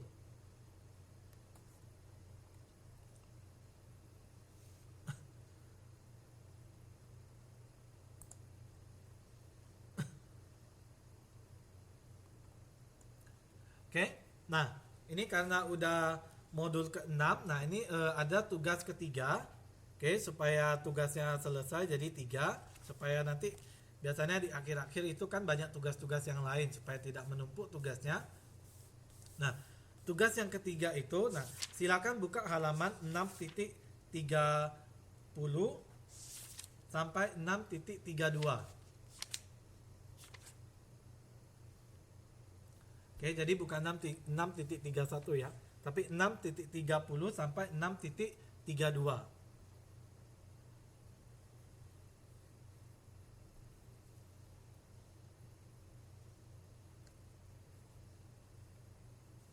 Iya, betul. Ya, pilihan ganda. Nah, ini tugasnya 1 sampai 10. Nah, nanti dikerjakan seperti biasa, misalnya nomor 1 jawabannya A, B, C atau D, 2 A, B, C atau D, sampai nomor 10. Nah, khusus nomor 8 sama nomor 9. Nah, nomor 8 sama nomor 9 itu kan adalah soal hitungan. Oke, pertanyaan itu adalah ramalan rata-rata bergerak untuk bulan ke-7 dengan periode waktu 3 bulan. Kalau yang nomor 9 itu adalah mengestimasi harga pada hari ke-11 dengan menggunakan rata-rata bergerak 6 hari. Oke. Nah, khusus nomor 8 dan nomor 9, nah itu jawabannya itu disertakan dengan perhitungannya. Artinya misalnya nomor 8 kalau jawabannya A, dapatnya dari mana? Atau B dapatnya dari mana? Atau C dapatnya dari mana? Nah, atau misalnya nomor 8 kalau jawabannya itu D, tidak ada jawaban. Nah, berarti buktikan berapa nilainya. Iya, betul sekali Mbak Rita. Nomor 8 sama nomor 9 aja yang perlu diuraikan karena itu hitungan. Kalau yang sisanya nggak perlu diuraikan karena itu bukan hitungan.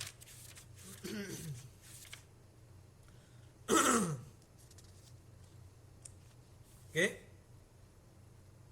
Oke, nah jadi tugas itu dikerjakan, diketik di Word atau di Excel juga boleh.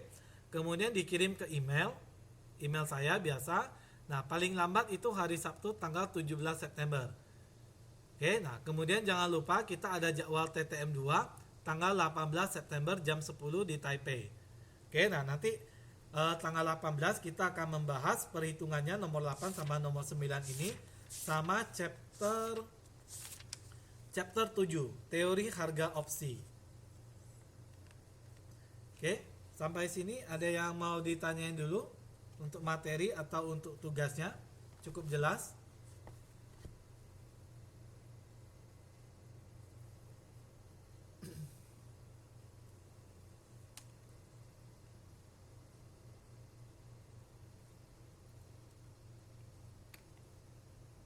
Oke, kalau cukup jelas, nah perkuliahan kita sampai di sini untuk hari ini. Nah, jangan lupa tugasnya nanti di email paling lambat tanggal 17. Kemudian kita ketemu lagi di TTM 2 tanggal 18. Oke, nanti materinya saya akan upload. Mungkin besok saya akan upload materinya. Oke, jadi besok udah bisa dengarin. Oke, terima kasih semuanya. Selamat malam, selamat beristirahat. Oke, Mbak Suyati, nggak apa-apa. Oke, selamat malam semuanya.